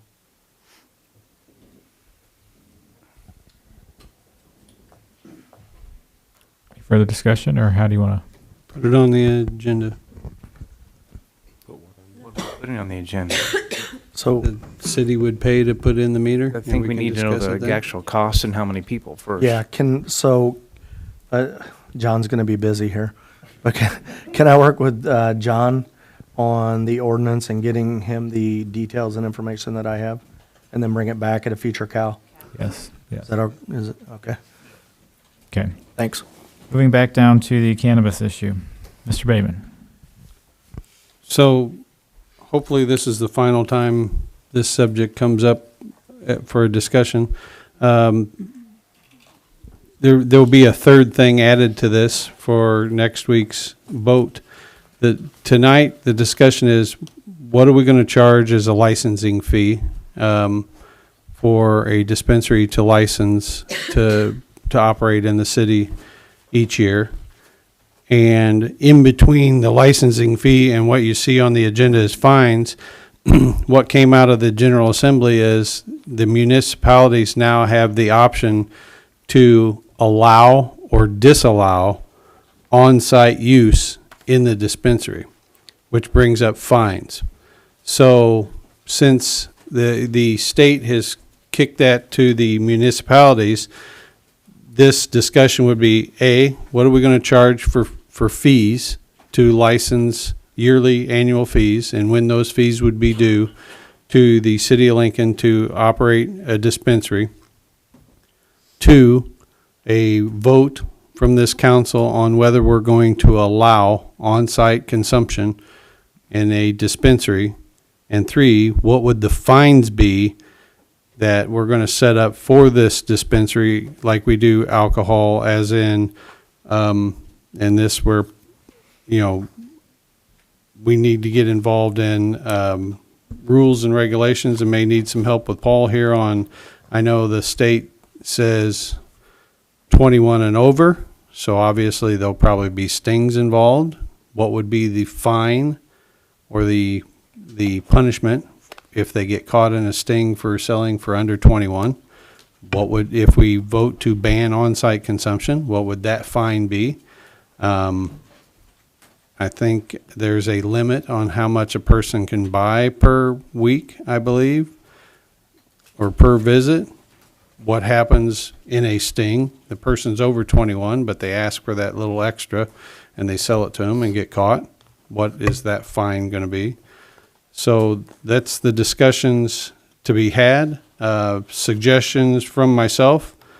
I feel $2,500 is the annual fee to get a license to sell. That would also include the fee for food handler's license. They would have to have that fee also. And when it comes to fines, I've always believed we don't have enough teeth in our fines. I want some stiff fines for getting caught doing what you're not supposed to do. And as far as on-site consumption, I'm 100% against it. Kathy Schmidt.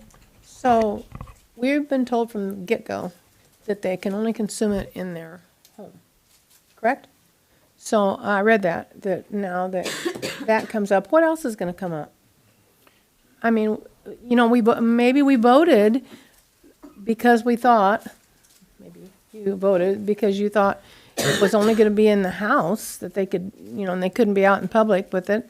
Now it's possible that they're going to be able to do it in a dispensary, and it's totally not what we were told when we started voting. It's wrong. No, actually, the state of Illinois always had the provision for municipalities to choose to have hookah lounges or smoking lounges that is separate from a dispensary. So you would have a smoking parlor per se. That has always been in the law. I never brought that forward. I agree with the consumption in your own home. That's when the state of Illinois decided to expand that in the dispensary. Can the dispensary basically have samples? That's basically what it's wording and saying. So we probably need to vote on that totally, completely. That's what Yeah. putting it in here, on-site consumption. Wonder what else is going to come up. What they're gonna offer. Mr. Keller. Yeah, the only thing I'll speak to, I suppose, is the on-premise consumption, and it is section 5525 if you want to look at it. But you're right, it does allow municipalities to regulate this, and I'm in agreement. Any of the individuals that I've talked with who would be interested in setting up a cannabis dispensary are also would be in favor of us regulating. They don't want it in their own location. So it seems to me that definitely this is a no-brainer. We vote to prohibit it. Just for clarification, the, say, 2,500 fee, the licensing fee, that's the same as alcohol, correct? It's in that ballpark. Alcohol has two tiers, correct? With gaming and without Different gaming. classifications. Different classifications, packaged liquor, pouring. So I kind of just lumped it all in there and came up with a 2,500 number. You can make it 10,000 if you want. I'm just putting suggestions out there. What is the fee, Peggy? Current fee? You put me on the spot. I think it's like 2,500. Okay. Already.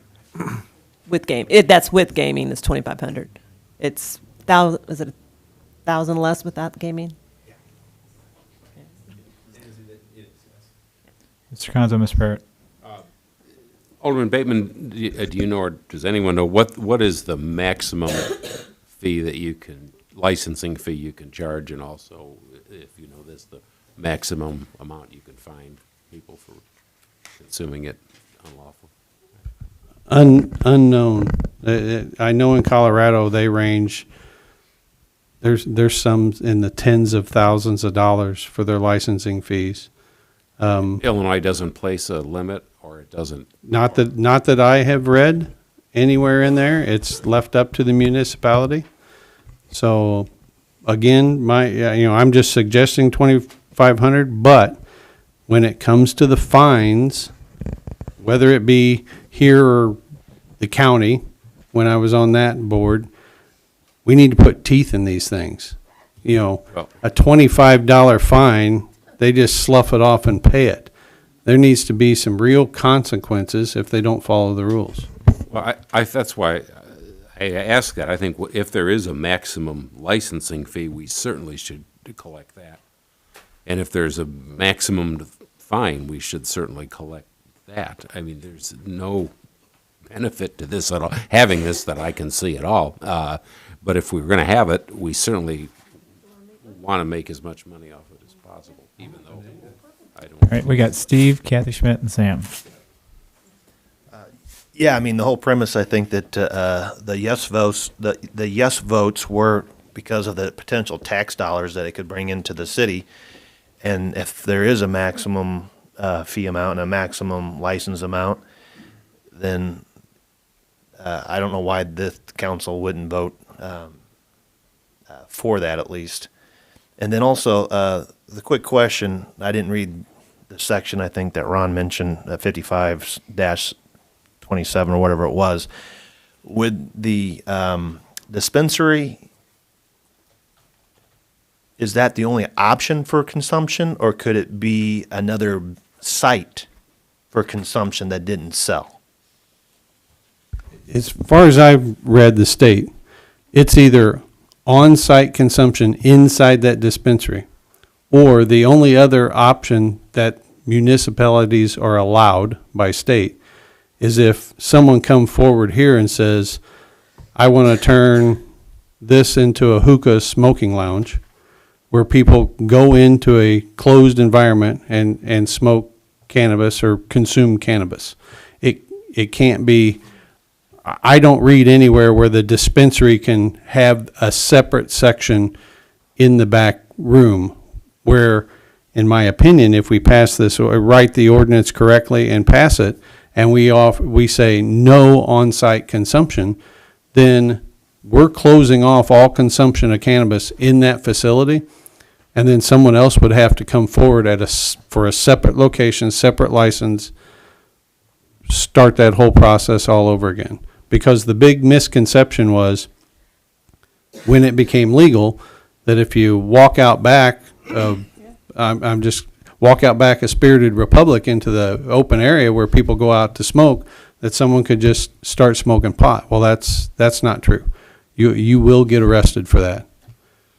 And I'm sure there'll be people on Facebook daring that too. But I mean, that is against the law, and I think Paul will confirm that. But that is still against the law.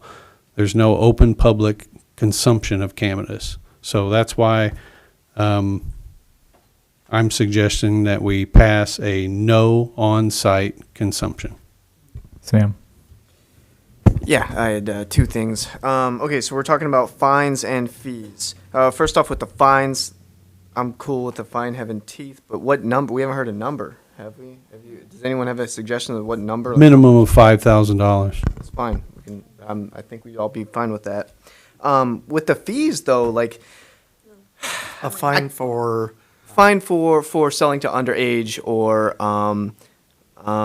selling too much product to one individual, that sort of thing.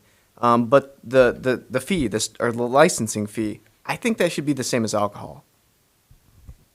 I think that's only fair. What other city, do we know what other cities Mr. charge? Hoblet.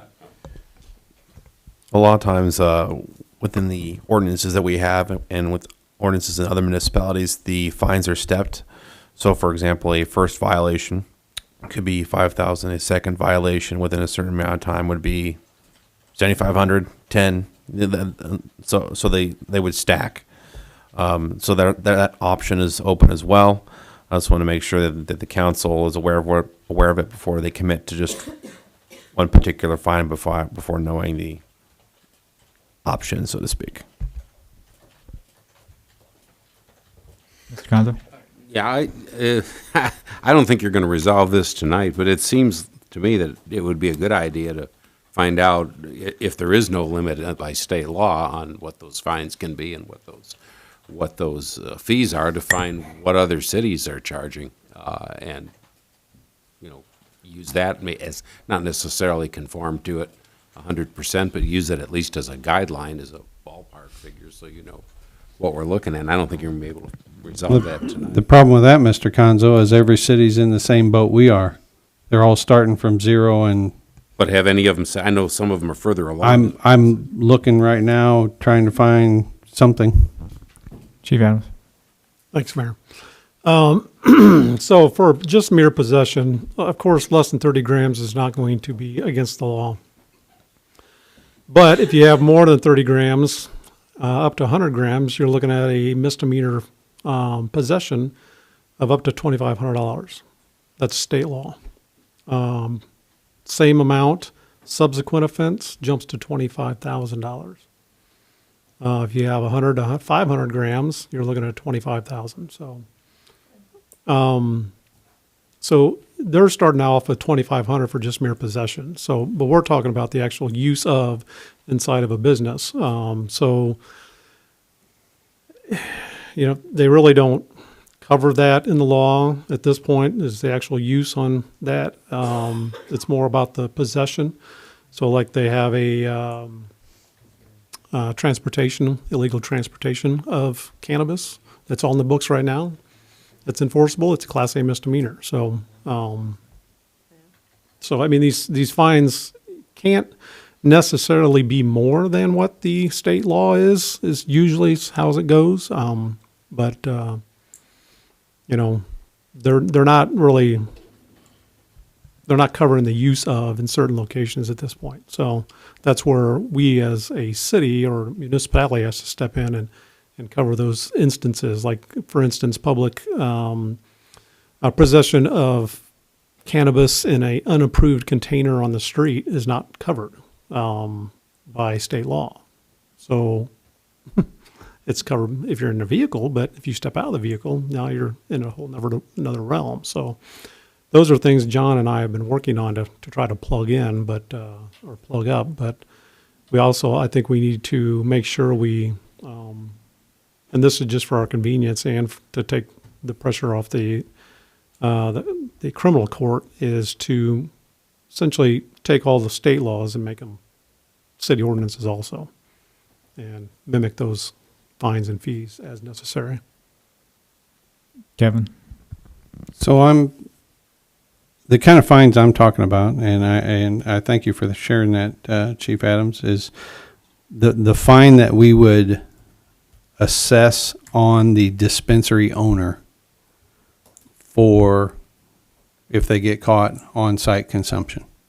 Say a sting goes on and the person walks in there and says, hey, can I sample that? And the person behind the counter offers that sample. The fine would go against the dispensary owner at that point, is the kind of fine I'm looking at. I know some of the fines for selling alcohol and cigarettes fall on the person selling it. I think that's a state law, correct? Like the cash register person gets the fine? Yeah, the person selling it is actually the one in violation, so they're the one that gets the fine, so. I'm looking at somewhere in the ordinance that the owner of the dispensary says, hey, it's not on me, that's my employee that did it. I'm looking to find the owner. The owner's responsible for his employees. That's what I'm looking at. So helping train their employees or get somewhere. And again, this is just open for discussion. Doesn't have to go on the voting session next week, but it is one of the steps toward the final steps to take to write a complete ordinance for this. And I just looked, State Journal Register, Springfield has set distance limits and such, but I can't find anything where they've come up with any kind of fee structure yet. They're still working theirs also. Other than that, I haven't found one yet, other than out of state that has the fees.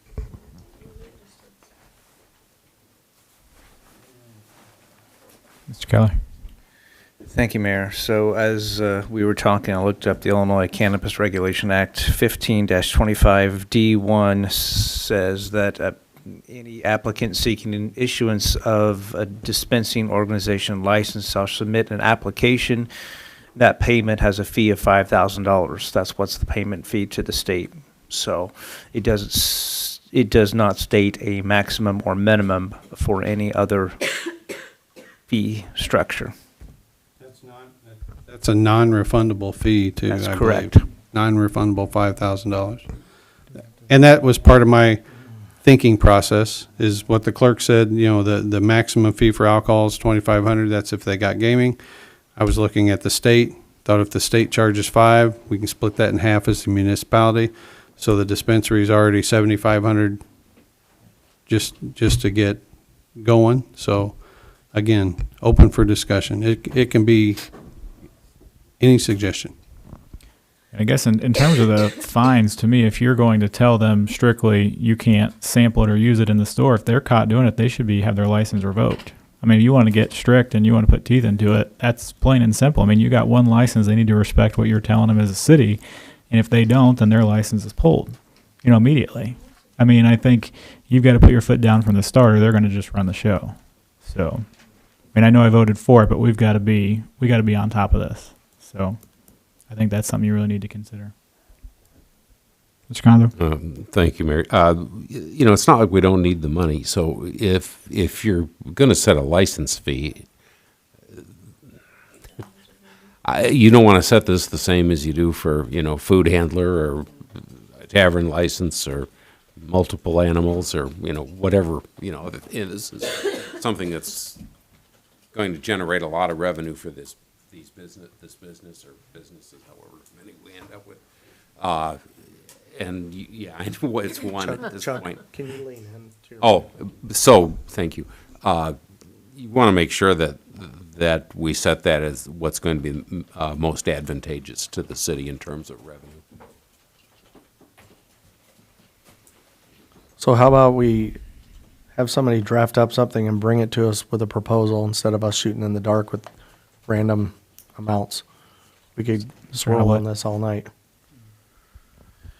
I believe we could still, if you guys are looking to have some draw up potential fines and whatnot, I believe it would help if there was some direction, I believe, on the on-site consumption. So if there's going to be a vote, there could be a vote on the on-site use, and that way I'm free and clear to start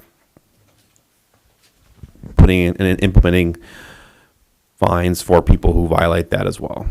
I think that needs to be voted on. So, yeah, I'd like to put on the voting section for next week the on-site consumption for dispensaries. And we can work out fees and fines at a later date. He can even draw up an ordinance, we can just leave that section blank until we determine a dollar amount.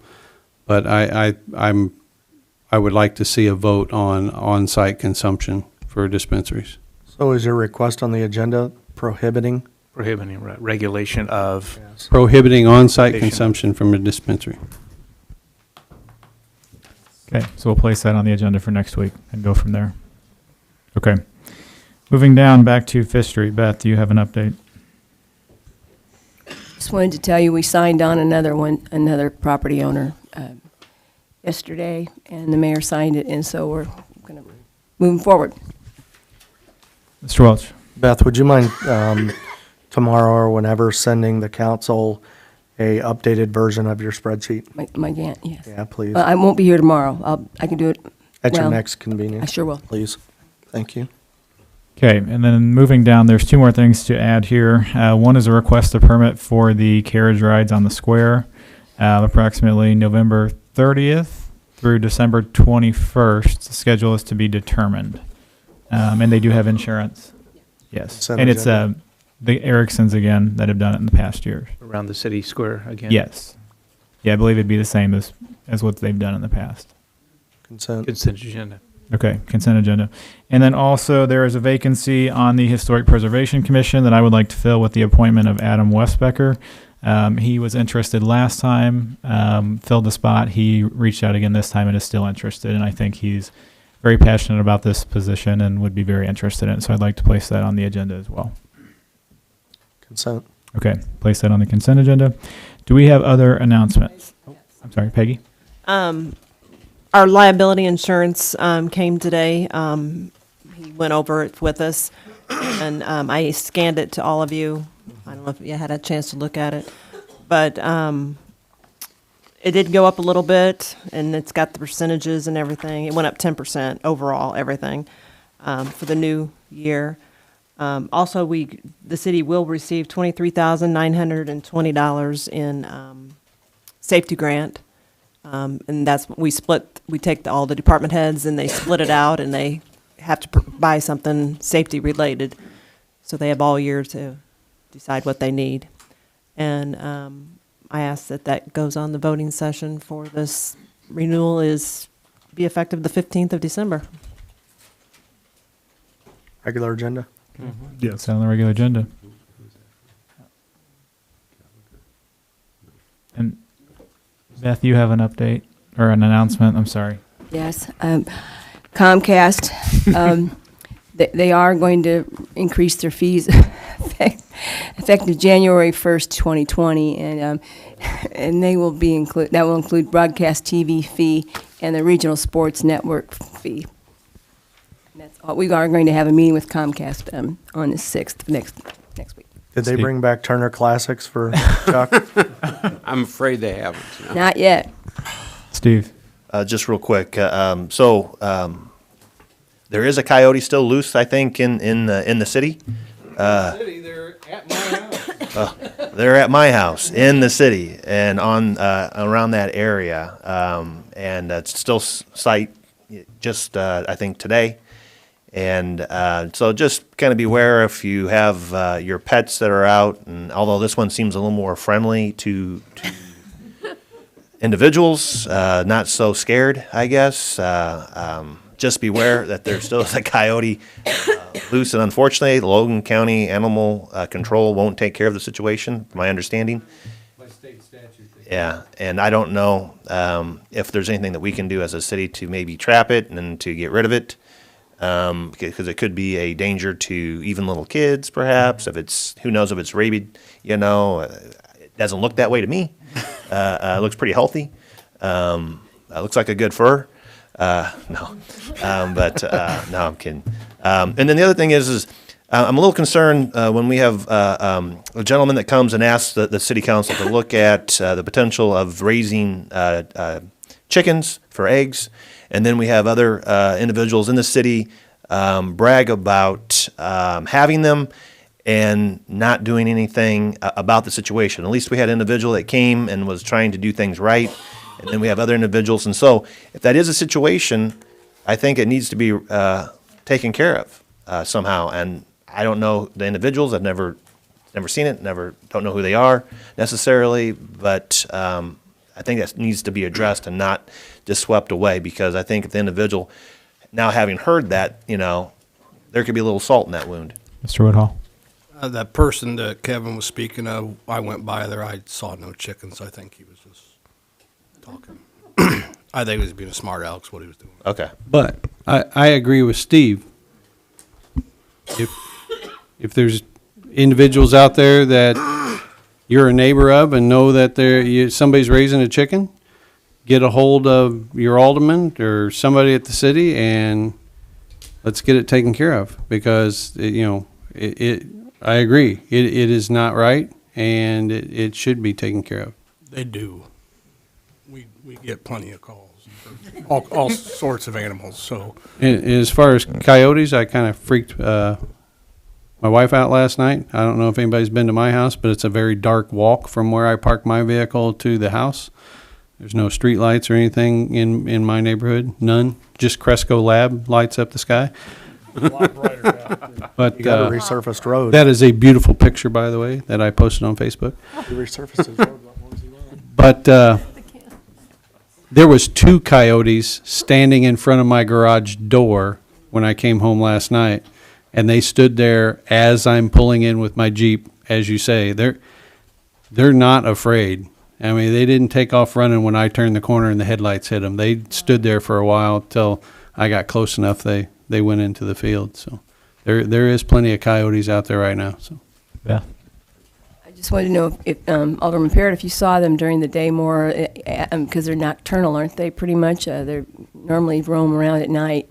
So did you see it during the day or? My neighbor took a picture of it at probably around 2:30 in the afternoon a week ago, probably Thursday. Well, about 6 days ago. Ours were at what time this morning? 4:30. 4:30, right outside the door. Do we have any other announcements? Do we? Make a motion, we go into executive session under 2C1 personnel. Second. Mr. Welch made the motion. Mr. Keller seconded. Roll call, please. Mr. Keller? Yes. Mr. Haneke? Yes. Mrs. Horn? Yes. Mr. Bateman? Yes. Mrs. Schmidt? Yes. Mr. Welch? Yes. Mr. Parrott? Yes. Mr. Downs? Yes. We'll go into executive session at 9:50. There will not be any future city business, thankfully. Peggy, what was